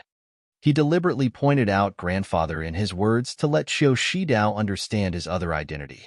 However, perhaps Qiu Shidao was blinded by lard, or perhaps his thoughts had turned into a dead end. He only had one thought in his mind. It's just someone from the government. What can they do to me? He smiled and said to Ma Rulong, "Grandson-in-law, when I was in the Righteous Dao Alliance, I often encountered such people who only know how to take advantage of others. If I give them the convenience this time, they will come again and again in the future. It's better to teach them a lesson the first time and extinguish their future thoughts. Moreover, grandfather, don't worry. The Righteous Alliance also has some acquaintances in the government. Their status is very high. There's no need to be afraid of such people. Moreover, he just dodged grandson-in-law's whip. We have to talk to their superiors and let them know that the Horse Lord has 3 eyes." Ma Rulong was helpless. Aren't you helping out with good intentions? Even if someone from the government came, the county magistrate was not as good as the person in charge. Your connections are far away in the court. Why would you care about this small Shinji town? With this man's temperament, stealing your whip is a small matter. Even if he wants to take your life, it would be as easy as turning his hand. However, he just couldn't say Qin Shiyue's identity. Why do you think this is? Since he couldn't say it out loud, why not just whisper it to Qiu Shidao? Why do you have to be so difficult? In fact, with Ma Rulong's status in the Jianghu, he still couldn't enter the eyes of the Righteous Alliance. The reason why they paid so much attention to Ma Rulong was because Ma Rulong had some relationship with the Dragon God sect. The Righteous Alliance wanted to pull Ma Rulong to their side and obtain information from the Dragon God sect. Qiu Shidao also came this time for the matter of the Dragon God sect. However, he didn't expect Qin Shiyue to come to the Ma mansion in advance. This caused the two factions to clash. Although Ma Rulong was biased towards the Righteous Alliance, he still didn't want to cause trouble with the Dragon God sect. At least, he didn't want to do so before he was prepared. If he told Qiu Shidao in front of Qin Shiyue, no matter if he said it out loud or in a whisper, it would clearly tell Qin Shiyue that he, Ma Rulong, was in cahoots with the Righteous Alliance. And if he didn't say it out loud, his relationship with the Righteous Alliance could be explained as his granddaughter and the Righteous Alliance's direct disciple being connected by heart. This was the will of the heavens. He didn't have much relationship with the Righteous Alliance. His relationship with Qiu Shidao was just a private family relationship. It had nothing to do with his sect. With such a strong relationship, it was difficult for Ma Rulong, who was so old, to think so clearly in such a short period of time. The more clear it was, the more difficult it was for him.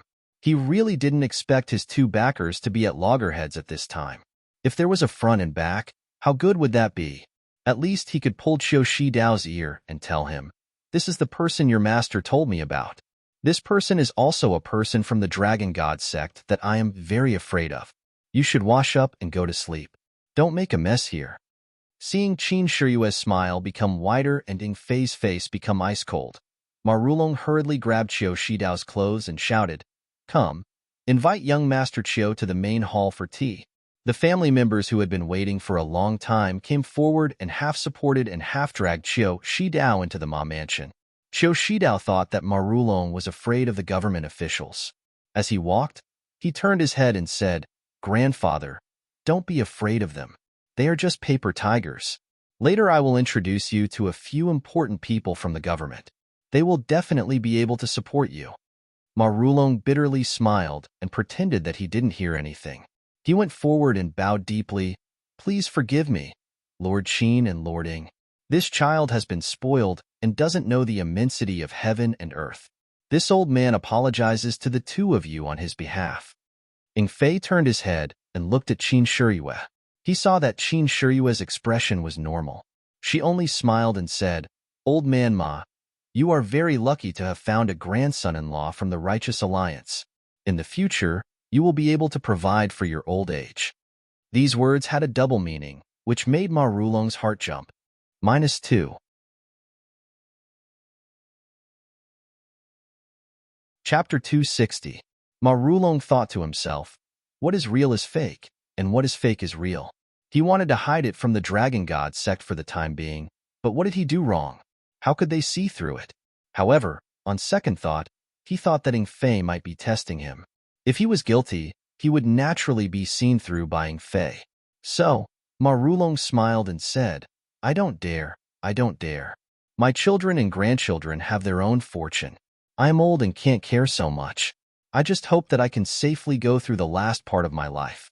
How can I have too much extravagant hope?" Ing Fei said again, "We came in a hurry and didn't know that today is your birthday.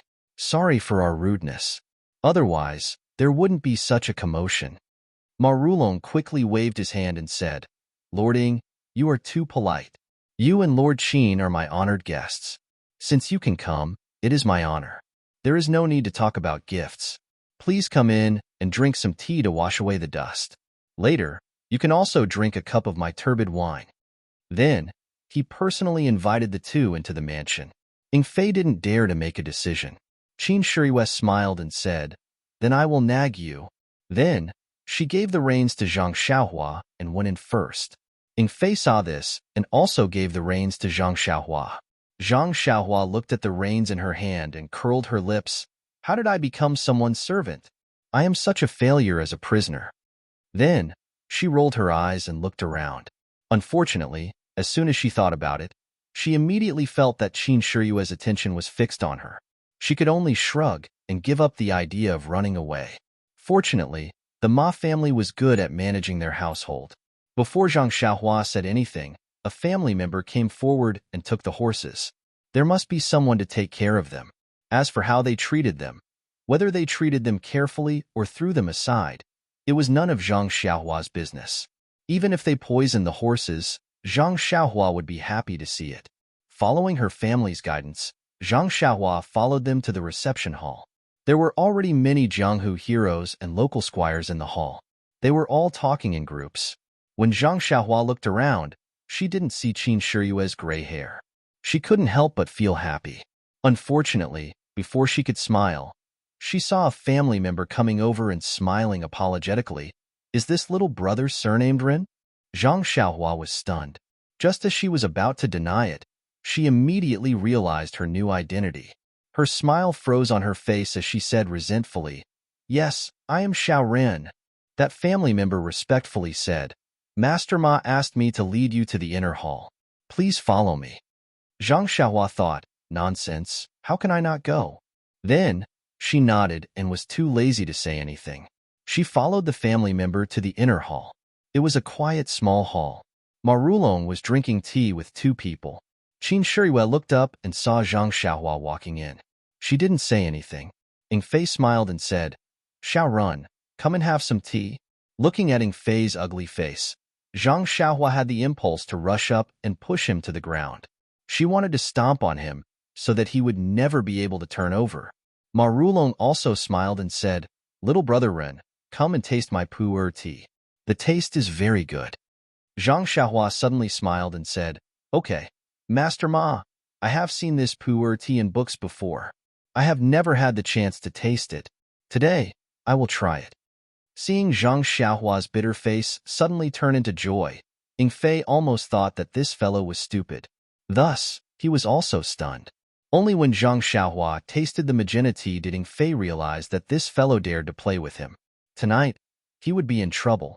Ma Rulong accompanied for a while and said apologetically, "Master Qin, Envoy Ying, please wait here for a while. I still have guests to entertain. I will be back soon." Qin Shiyue said, "Go. Today is your birthday. There will be many guests. If you take care of everything, it will be difficult. Take care of as many as you can." Ma Rulong's heart skipped a beat.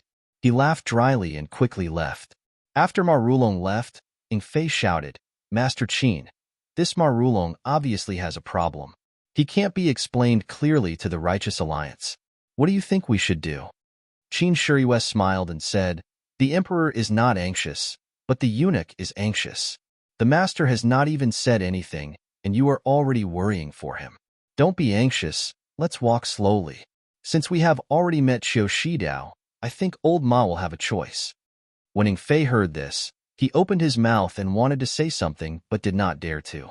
He could only sit on the chair patiently and look at the door anxiously from time to time. Qin Shiyue had a confident look on her face and closed her eyes to rest. Zhang Xiaohua took out a vitality stone from her chest and drank the tea while absorbing the vitality. She was waiting for a good show to start. What else could it be? After the time it takes to burn a stick of incense, Ma Rulong wiped his sweat and walked into the inner hall. He smiled apologetically and said, "Master Qin, Envoy Ying, I am really negligent. There are so many guests today. This old man did not prepare enough banquet. Please wait a moment and let them set up the banquet here." Ying Fei was about to speak when Qin Shiyue spoke first.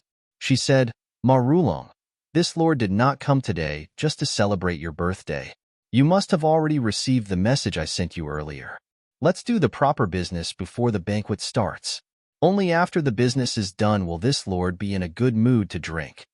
Ma Rulong smiled and said, "Master Qin is in such a hurry? Let's wait until we eat and rest." Qin Shiyue also smiled and said, "Doing things for the sect leader is more important than anything else. Let me take the things steadily first. Only then will I have a good mood." Ma Rulong thought for a moment and said, That's true. Then please wait for a moment. This old man will be back soon. Not long after, Ma Rulong came in with a tray covered with a silk scarf. He handed it to Qin Shiyue and said with some embarrassment, "Since I received the message from the sect, this old man has been trying his best to find it. This is all I could find. I wanted to ask my relatives and friends to find some more during the banquet, but Lord came early. I can only let Lord down." Qin Shiyue smiled and said, "It's okay. It's okay. It's good that you did your best. This is enough." As he spoke, he lifted the silk scarf on the tray. Seeing the things on the tray, Qin Shiyue was shocked. She pointed at the things on the tray and said, "Old man Ma, this is what you were trying your best to find?" Zhang Xiaohua, who was tasting tea, was also curious. When she looked around, there were only 3 to 5 old jade articles on the tray. Compared to Zhang Xiaohua's offering, it was like the difference between heaven and earth. Zhang Xiaohua did not need to use her spiritual sense to identify it. It was probably just for show. Zhang Xiaohua looked at Ma Rulong in confusion. She did not know what he was selling. Facing Qin Shiyue's accusation, Ma Rulong said with a stern expression, "Master Qin, this is the ancient item that this old man found according to the message. Didn't I tell you just now that I only found this little? If you were a bit later, perhaps this old man could ask my relatives and friends to find some more. However, since you are here now, this is all I can do." Ing Fei said angrily, "Old man Ma, you dare to brush us off?" Ma Rulong cupped his hands and said, "Envoy Ing is too serious. How could this old man dare? Didn't Master Qin just say that it was fine as long as I did my best? This old man has indeed done his best." You. Ing Fei was truly angered. He pointed at Ma Rulong, not knowing what to say. Qin Shiyue was no longer shocked. She looked at Ma Rulong with a smile. At this time, a voice rang out, "I have long heard that the Dragon God sect bullies the weak and snatches away people's treasures. Now that I have seen it, it truly lives up to its reputation. Even an old man who is almost 70 years old is being bullied and squeezed. It truly is the demonic sect of the pugilistic world. Even Garuda's disciple dares to act so recklessly. What can I do?" When everyone looked up, it was Qiu Shidao who was holding a fan with a smile on his face. Zhang Xiaohua thought to herself, wasn't it enough for this guy to be humiliated just now? He actually dares to come out now. Qin Shiyue was not surprised by Qiu Shidao's appearance. She said with a smile, "I wonder if this little brother is Ma Rulong's grandson-in-law, Qiu Shidao, or Heaven Dao Alliance's vice-alliance master, Nan Fingyun's disciple, Qiu Shidao?" Qiu Shidao said with a smile, "What's the difference? Both sides are Qiu Shidao and I, your little master." Qin Shiyue's smile grew wider. She ignored Qiu Shidao and turned to look at Ma Rulong. "Old man Ma, it seems like you have made your choice?" Ma Rulong's expression changed slightly. He took a step back and did not speak. Qiu Shidao saw this and took a few steps forward. "You only know how to bully the old. The demonic sect's methods are indeed extraordinary." Ing Fei said angrily, "How can a child like you interrupt when adults are talking? Let me ask you, can you represent your righteous alliance?" Qiu Shidao cupped his hands and said, "I came to the Ma mansion on the orders of my master. Naturally, I can represent." Ing Fei said again, "Since you know that we are from the demonic sect and that the demonic sect is incompatible with the righteous alliance, you actually dare to stand in front of us so generously. Your courage is not ordinary." Qiu Shidao said with a smile, "I heard that the demonic sect's hands are bloody and ruthless. How come you only know how to talk? What a joke." Ing Fei said angrily, Good. Then let me weigh your weight." After saying this, he took a big step forward and reached out to grab Qiu Shidao's throat. There was no doubt that if he grabbed Qiu Shidao's throat, it would be crushed. Qiu Shidao used words to provoke him. Naturally, he was prepared. He raised his hand and punched towards Ing Fei's finger. Ing Fei did not stop. He only changed his grip into a palm. In an instant, the two's fist and palm collided. With a pong sound, the two had exchanged a move. Ing Fei took a step back while Qiu Shidao took a few steps back. He was almost forced to the door. Qiu Shidao did not move forward. He only shouted, "Go." After saying this, he turned around and walked out of the inner hall. Ma Rulong also followed closely behind. Fei shouted. Where are you going? He was about to chase out of the inner hall when a sudden change occurred. -2.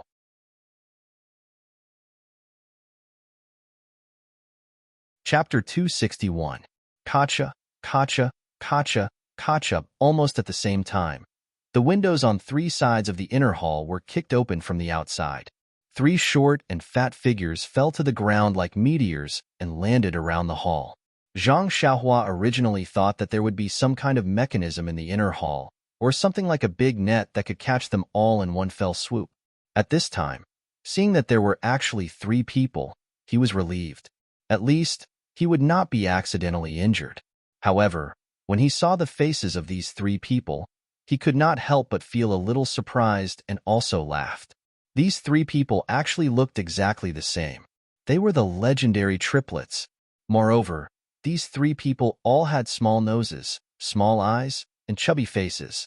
They looked very comical. Unfortunately, this was Zhang Xiaohua's first impression. Fei cried out in surprise, "The 3 auspicious treasures?" Qin Shiyue said with a smile, "Old Ma, it seems that you are determined to break off relations with the divine sect. The Righteous Alliance has really put in a lot of effort. They even sent out the 3 auspicious treasures." Qiu Shidao said outside, "A fine bird chooses a tree to nest in. This is common sense. Lord Qin, don't think about the future of others. Worry about your own situation first." Qin Shiyue laughed and said, "I am unbearable. I am not ranked in the top few in the divine sect. But in Jianghu, even if it is the 3 auspicious treasures of the Righteous Alliance, what can they do to me?" As he spoke, he raised his eyebrows and looked around in a spirited manner. He gave off an aura of disdain for all living beings and did not even glance at the 3 treasures above him. Seeing this, Qiu Shidao sneered and said, "It's easy to talk while sitting down. Anyone can say these words. It's not too late to say it after you see the real thing." After saying that, he made a gesture. The short and fat 3 auspicious treasures looked at each other and at the same time took out 2 things from their arms. One was an orange flag, the size of a palm, triangular, and the other was a fist-sized jade. Then, the 3 people uniformly threw the flags in their hands to the ground. With a chi sound, the flagpoles of the 3 flags were neatly inserted into the flat marble floor like tofu. Then, the 3 people uniformly raised the jade with their left hand and made a very strange gesture with their right hand. And this strange gesture was seen by Zhang Xiaohua. It was like being struck by lightning. She was stunned on the spot. Wasn't this the incantation of the earth-evading technique? The earth-evading technique that Zhang Xiaohua obtained had long been incomplete. There was only a complete incantation left. Whether there was an explanation or annotation behind it, he did not know. These days, he had racked his brains to comprehend the earth-evading technique, but he still could not understand the main points. The most important point was this incantation. He had never seen this incantation before. Naturally, he did not know how to use it. He did not believe that such a simple gesture with his fingers could exert an incredible power. Moreover, in front of Qin Shiyue and Fei, he did not dare to try, so he had not made any progress. At this time, the gesture of the auspicious 3 treasures forming the incantation was like lightning striking into his mind. It opened a door that he could not find a way to open. With a thought, Zhang Xiaohua's divine sense immediately swept towards one of the auspicious 3 treasures. Under his divine sense, he could clearly observe the changes in the gesture. He could even clearly see that under the effect of the gesture, the jade stone actually emitted a faint yuan qi. It was guided by the gesture to the small flag on the ground. The small flag absorbed the yuan qi and emitted a faint brilliance. The brilliance became brighter and brighter. Then, it formed an invisible light curtain that covered the surroundings. In the blink of an eye, the light curtain of the 3 small flags combined together, forming a hemispherical sealed space. Just before the entire light curtain closed, Zhang Xiaohua heard Qin Shiyue exclaim, 3-talent flag gate formation? How could the Righteous Alliance have such a thing? And with the closing of the light curtain, Zhang Xiaohua's divine sense was also immediately isolated. It could not be delayed in the slightest, and was confined in this hemispherical space of the closed light curtain. Zhang Xiaohua was greatly shocked. Ever since he cultivated this divine sense, it was invincible. It had always been the secret weapon that he was proud of. What kind of formation was this? It could actually isolate divine sense. It seemed that there would not be a good situation today. Moreover, Zhang Xiaohua had another question in his heart. Just now, when his divine sense swept out, he discovered that the fist-sized jade stone in the auspicious three treasures hand actually contained a weak heaven and earth yuan qi. Could it be that this fist-sized jade stone was also a yuan qi? It should be. According to the records in the Worry-Free Heart Sutra, the yuan qi was originally like this. Immediately, Zhang Xiaohua pinched the small stone in his hand and wondered, if they took the real yuan qi, then what is this small stone in my hand? A miniature yuan qi? Perhaps so. However, the yuan qi contained in my own yuan qi seems to be much more than that big yuan qi. Could it be that this yuan qi is also said to be strong on the outside but weak on the inside? What made Zhang Xiaohua flabbergasted was not only this. When Zhang Xiaohua withdrew his divine sense and looked carefully again, there was another scene before his eyes. What Zhang Xiaohua saw was actually not the scene in his divine sense just now. In front of his eyes was no longer the Ma Mansion's inner hall where he was just a moment ago, but a snowy plain. A gust of piercing cold air attacked. Zhang Xiaohua could not help but shiver. This was a phenomenon that he had never encountered since he came out of the Guozhuang house. Zhang Xiaohua thought for a moment and stepped forward. Along the way, he left a string of footprints. But after walking for a long time, the entire frozen plain did not have any movement. Even a tree, a bird, or a mouse could not be seen. He could only see the endless snow and a long string of footprints behind him. Zhang Xiaohua seemed to understand that this was an illusion, an absolute illusion. He was clearly in a small inner hall. How could he walk so far? Immediately, Zhang Xiaohua used his divine sense to explore. Sure enough, he was still standing at the original position and did not move much. Zhang Xiaohua thought for a moment and continued to move forward, but did not withdraw his divine sense. This time was different. After a few steps, he walked to the edge of the light curtain. Although the light curtain was faint, his divine sense could not penetrate it, and his eyes could not see this light curtain. Therefore, Zhang Xiaohua could not see the situation outside. However, since there was no killing intent in this light curtain, Zhang Xiaohua did not have a good way to break this light curtain. He did not even use his divine sense to look at Qin Shiyue and Ying Fei. He also did not intend to help them. Even if they were captured by the Righteous Alliance, he was only their prisoner. The enemy of his enemy was his ally. Presumably, Ma Rulong and Qiu Shidao would not do anything to him. Thinking about it, it was better to stay still. Who didn't know how to sit on the mountain and watch the tigers fight? Zhang Xiaohua sat cross-legged and closed his eyes to cultivate. However, he did not know that his few unintentional steps made the auspicious three treasures, who were in charge of the formation, break out in a cold sweat. Since they got this three-talent flag formation, all the people who were trapped were like Zhang Xiaohua. At the beginning, they would just walk around in a small area and would not walk in a straight line. However, Zhang Xiaohua walked to the edge of the light curtain in a few steps. This was something that they had never encountered before. How could they not be shocked? Fortunately, when this young man reached the light curtain, he did not do anything. Instead, he sat cross-legged and closed his eyes to rest. It was really puzzling. However, whether it was puzzling or not, the auspicious three treasures did not have the time to waste on a servant. They did their best to maintain the formation and deal with Qin Shiyue's counterattack. Speaking of which, the illusion of this three-talent flag formation was also very strange. The appearance was born from the heart.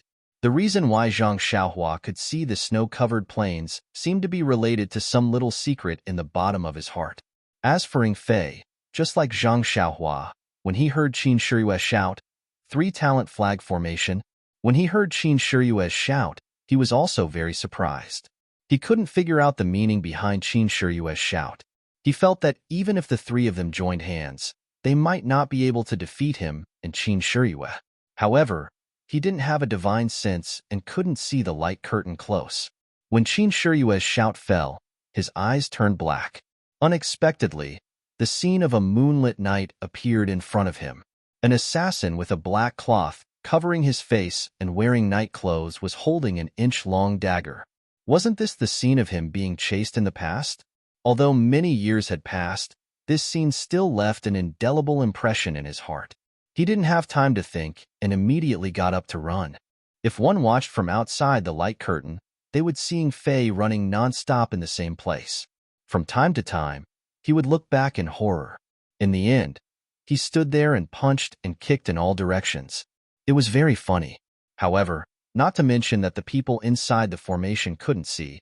Even the people outside the formation didn't pay any attention to Faye.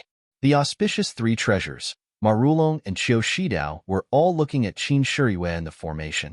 What Qin Shiyue saw was different from the two of them. At this moment, he felt that he was in a vast mountain forest. A few tiger roars came from not far away, causing him to frown. This scene was too familiar. It was the place where he encountered danger when he was young.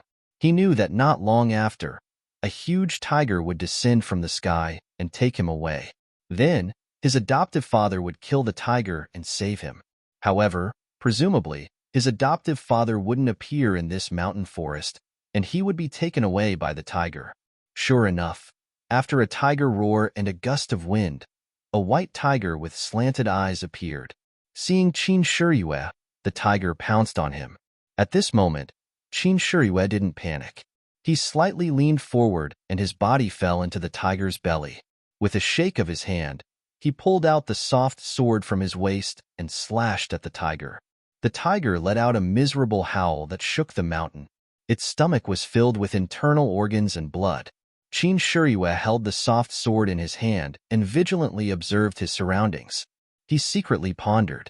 This three-talent flag gate formation was something he learned from his master by chance. He only listened to it as a story. If it weren't for the three orange flags being too eye-catching, how could he find this from his dusty memories? Therefore, Qin Shiyue held the soft sword and walked forward while thinking about how to break this flag gate formation. -2.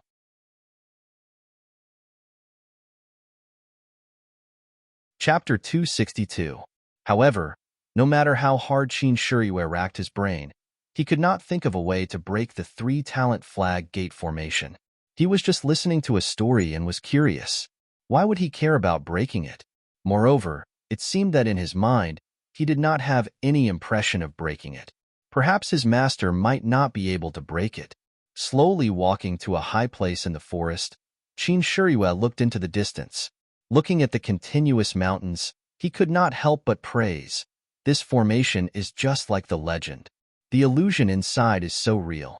But if it is fake, what is at the end of the mountain? It seems that I have never been to the other side of the mountain before. Why don't I go and take a look? Maybe there will be some clues.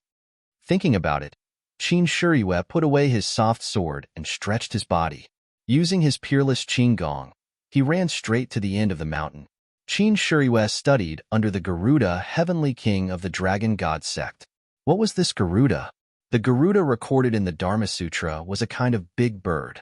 Its wings had all kinds of solemn colors. There was a big lump on its head, which was a ruby pearl. This Garuda was a golden-winged great pung bird. It ate one dragon and 500 small dragons every day. When it died, the dragons vomited poison and could no longer eat it. So it flew up and down 7 times, flying to the top of the Jingangwil mountain and died.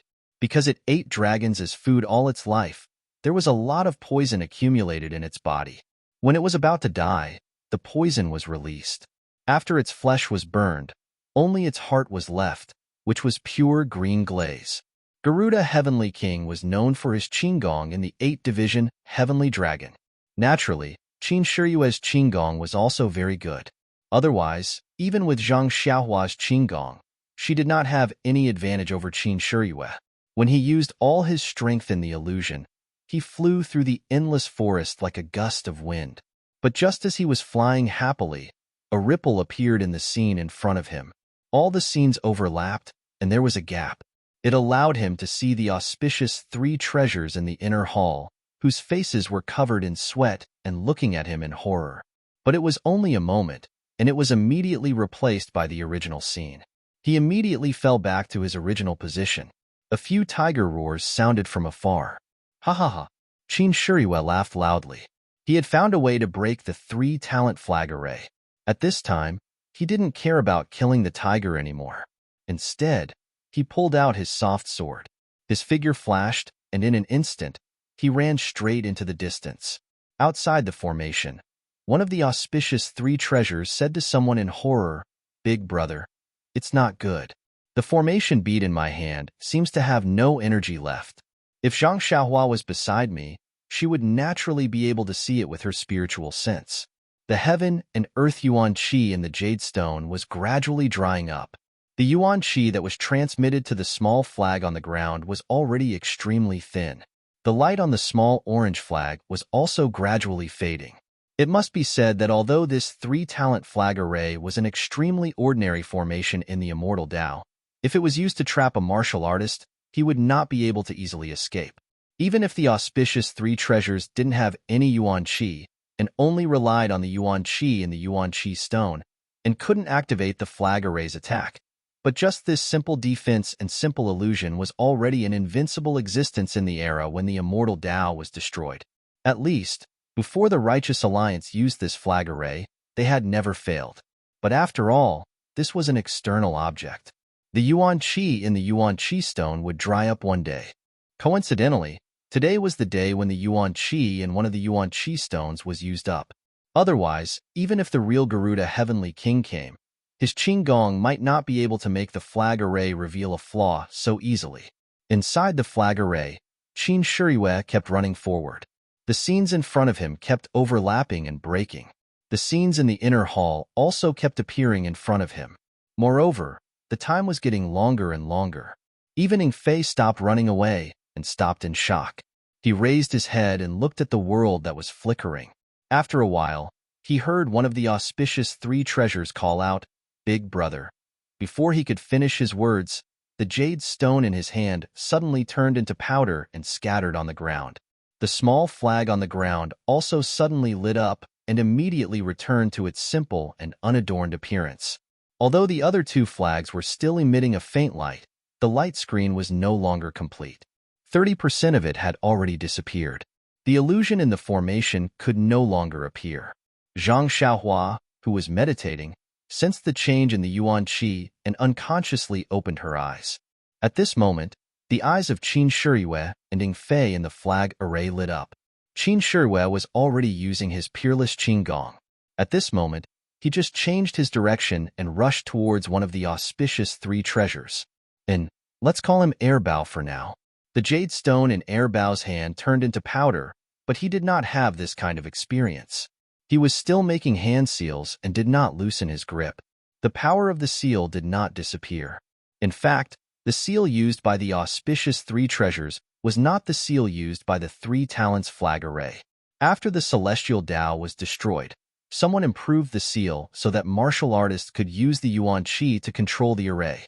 When they could not extract the yuan qi from the yuan qi of heaven and earth, they naturally turned to absorbing the yuan qi of the caster. How could Airbao's body have the vital qi formed by the yuan qi of heaven and earth? With such a forceful extraction, in an instant, his meridians were severely damaged.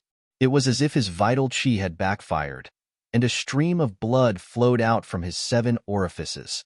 At this moment, Qin Shuriwe and his soft sword were already in front of him. Poor Airbao. His limbs were weak, and he could not move at all. Right in front of Zhang Xiaohua, Qin Shuriwe waved his soft sword, and Airbao's funny head flew up into the sky. Blood splattered on the ground, and Airbao's short and fat body fell to the ground with a thud, and his blood splattered 3 feet away.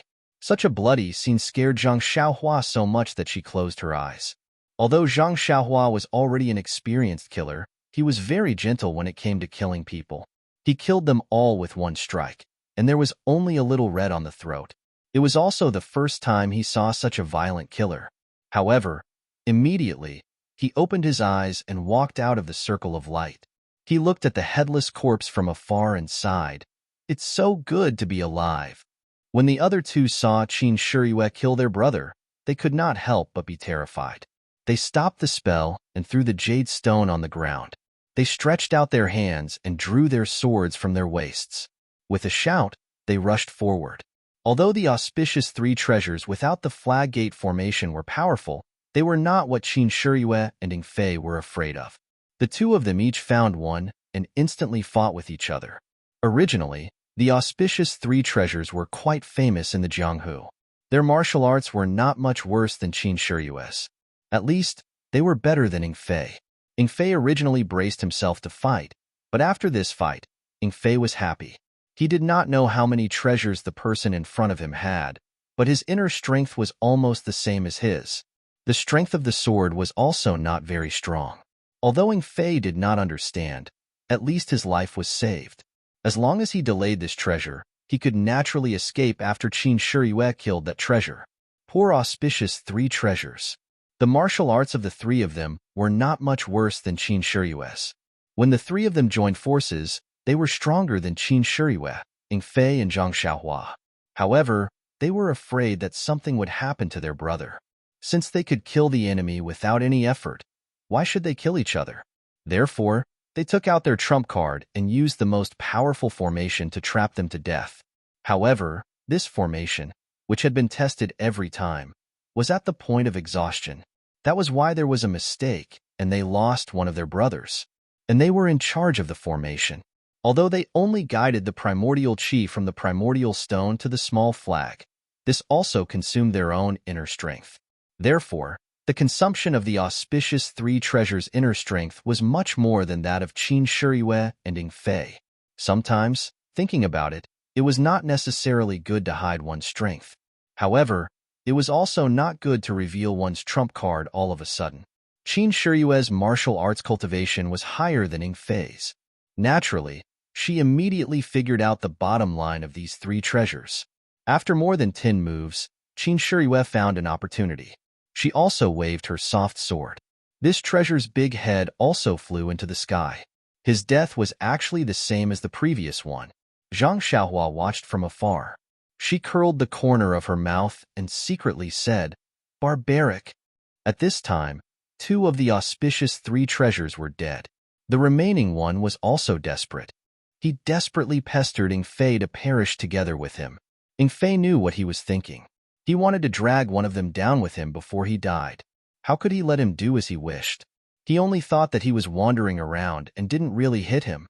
Seeing this, Qin Shiyue jumped up and wanted to fly out of the inner hall. Her figure swept past the back of the last treasure. She didn't even look at it. She just waved her soft sword. Another burst of blood rushed into the air. The smile on Qin Shiyue's face became wider. She instantly rushed out of the inner hall. Now in the inner hall of Ma Mansion, 3 heads rolled down. 3 headless corpses were scattered. Blood was scattered all over the marble floor. The smell of blood was overwhelming. Seeing that his lord rushed out, Ing Fei also wanted to catch up. Just as he raised his foot, he stopped. He looked at Zhang Xiaohua in the distance and walked to the place where the small flags were inserted. He used his internal force to pull out the 3 small flags one by one and put them in his arms. Then, he picked up the remaining 2 jades from the pool of blood on the ground and slowly walked out of the inner hall.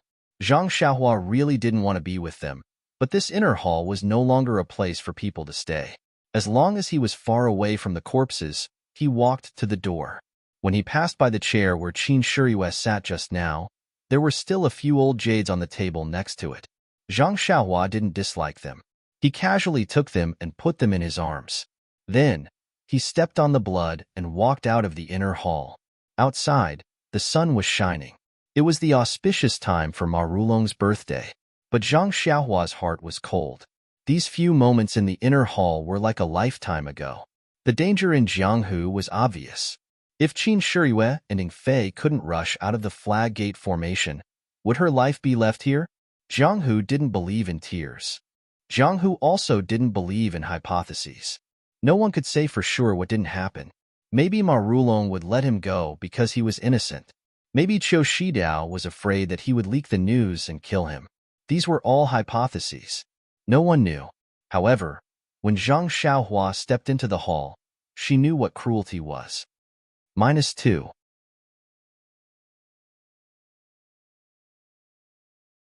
Chapter 263.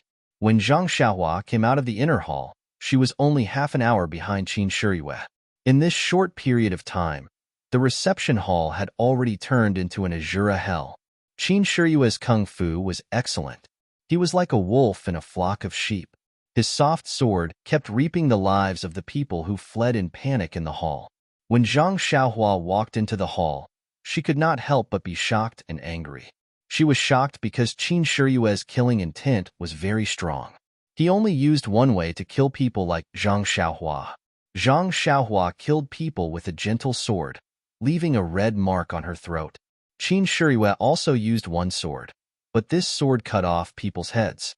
Weapons like swords were usually unsheathed at the tip and used to stab the enemy.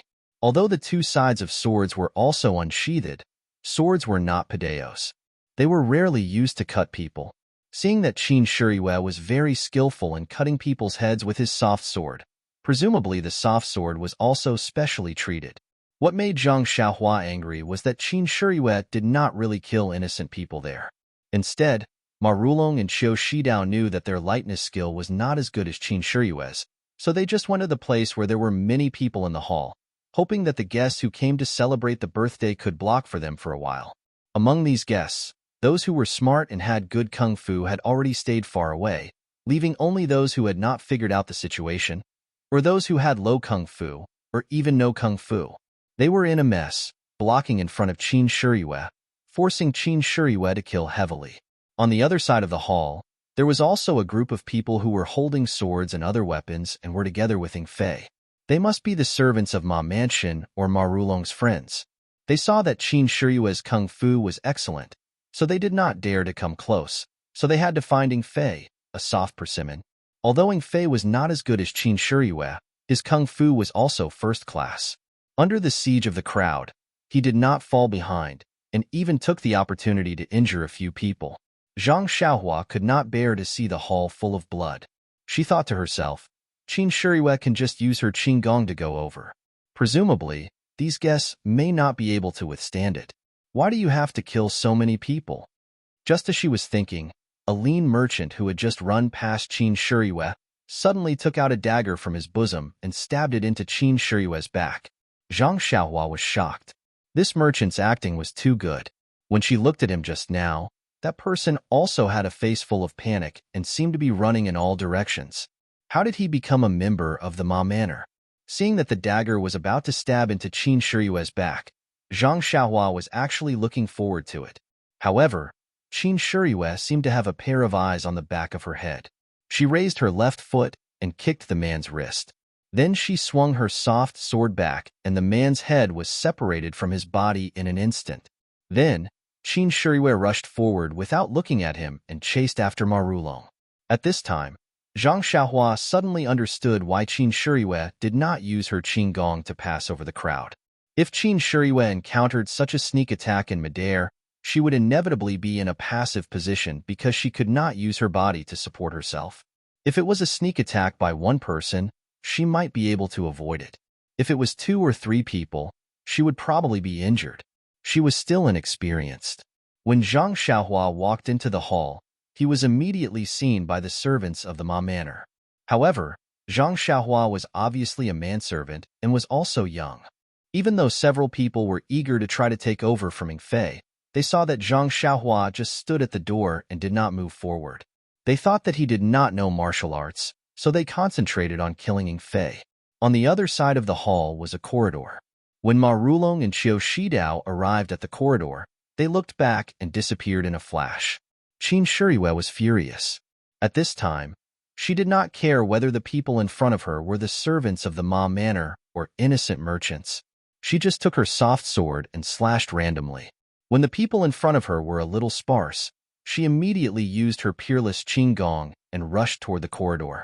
However, just as his figure entered the corridor, a glittering cold light quickly shot toward Qin Shiyue's throat. Qin Shiyue's momentum was very fast, and the cold light was also very fast. The timing was extremely good. By the time Qin Shiyue saw it, it was already right in front of his eyes. Faster than words could say, Qin Shiyue took a deep breath and reversed the flow of his internal energy. While his figure was still in midair, he forcefully moved to the side by an inch. His body also twisted in a direction. The cold light pierced past Qin Shiyue's throat. It was a long sword flickering with cold light. The one holding the sword was Qiu Shidao, who had just escaped into the corridor. Qiu Shidao had guessed Qin Shiyue's thoughts. He knew that Qin Shiyue thought that he had escaped in a panic, so he deliberately hid himself here, hoping to hit him. Unfortunately, the timing and angle were excellent. Qin Shiyue relied on his excellent qinggong to avoid the killing blow. When Qiu Shidao saw that his sneak attack failed, he immediately changed his move. With a flick of his wrist, the sword cut toward Qin Shiyue's throat horizontally. This was the move that Qin Shiyue was good at. Qin Shiyue's back was also covered with cold sweat because he just avoided the sneak attack. He was more vigilant in his heart. This sudden change of move was not in his heart. He slightly turned an iron plate bridge and avoided the sword. His body bent down, and his left foot kicked toward Qiu Shidao. When Qiu Shidao saw that his killing move had failed one after another, he secretly felt that it was a pity. When he saw Qin Shiyue raise his foot to kick, he also jumped up and slightly dodged. Then, he stabbed his sword toward Qin Shiyue's place. Qin Shiyue raised his sword to meet the attack. The two of them fought. Although Qiu Shidao was from a famous sect, he was still young and lacked fighting experience. The two of them fought for a short time before Qiu Shidao couldn't resist anymore. He was surrounded by danger and was almost hit by Qin Shiyue's sword several times. Qiu Shidao's face couldn't help but turn pale. He thought for a moment and said, "Lord Qin, let's talk things over. I know that you came to the Ma family today to find some ancient jade artifacts. Ma Rulong has already collected some. However, in order to show his sincerity to our righteous Dao Union, he has already given these jade artifacts to me. I haven't had the time to send them back. If you stop fighting now, I will tell you where these jade artifacts are stored so that you can go back and give an explanation. What do you think?" When Qin Shiyue heard this, he seemed to be moved. He slightly relaxed his attack and asked in a low voice, "If you give me the jade artifacts, how will you explain it to the sect? Moreover, I killed the auspicious 3 treasures. Don't you plan to take revenge?" Qiu Shidao said, "I haven't had the time to return these jade artifacts. The sect doesn't know. The auspicious 3 treasures were originally sent to monitor me. They were not sent by my master. They also know about the jade artifacts. Isn't it good that you killed them? I can't even protect my own life. How can I have the heart to take revenge for them?" When Qin Shiyue heard this, he nodded. The software in his hand stopped. He opened his mouth and wanted to speak. When Qiu Shidao saw this, he was very happy. He also put away his sword. When he saw Qin Shiyue open his mouth, he knew that he wanted to know where the jade artifacts were hidden. He smiled and said, "Lord Qin." However, when the words Lord Qin just came out of his mouth, the software in Qin Shiyue's hand suddenly wrapped around Qiu Shidao's neck like a poisonous snake. Qiu Shidao's face immediately turned pale. He trembled and said, "Lord Qin, didn't we agree just now? Why are you going back on your words?" Qin Shiyue smiled and said, "When did I promise you? I just asked you a question." Qiu Shidao was shocked and said, "You can't kill me. If you kill me, no one will know the whereabouts of the jade artifacts. Also, whether I am Nanfengyan or not, if you kill me, my master will definitely kill you. Why don't you put down your sword and we go our separate ways? What do you think?" Qin Shiyue seemed to have heard a big joke. He grinned and said, "What kind of place is Xinji Town? How can there be good jade artifacts? I can't even see it, let alone our sect leader. If you want to threaten me with this jade artifact, you are really wrong. Also, your master, Nanfengyan, do you think he can catch up with me?" Qiu Shidao's face was pale. He shouted, "Lord Qin, everything can be discussed. I also know a big secret of Xinji Town.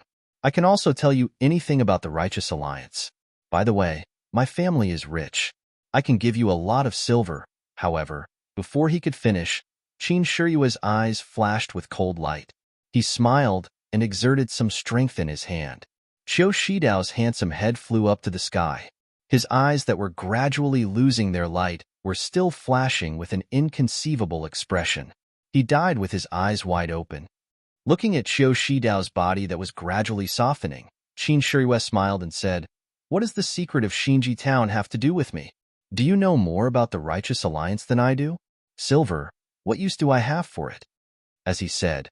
He raised his head and looked at the far end of the corridor where Ma Rulong had just disappeared. In fact, when Xiao Shidao appeared to sneak attack, Ma Rulong no longer cared about his own body and rushed to the end of the corridor. Although Qin Shiyue knew that he wanted to escape, he didn't care about him.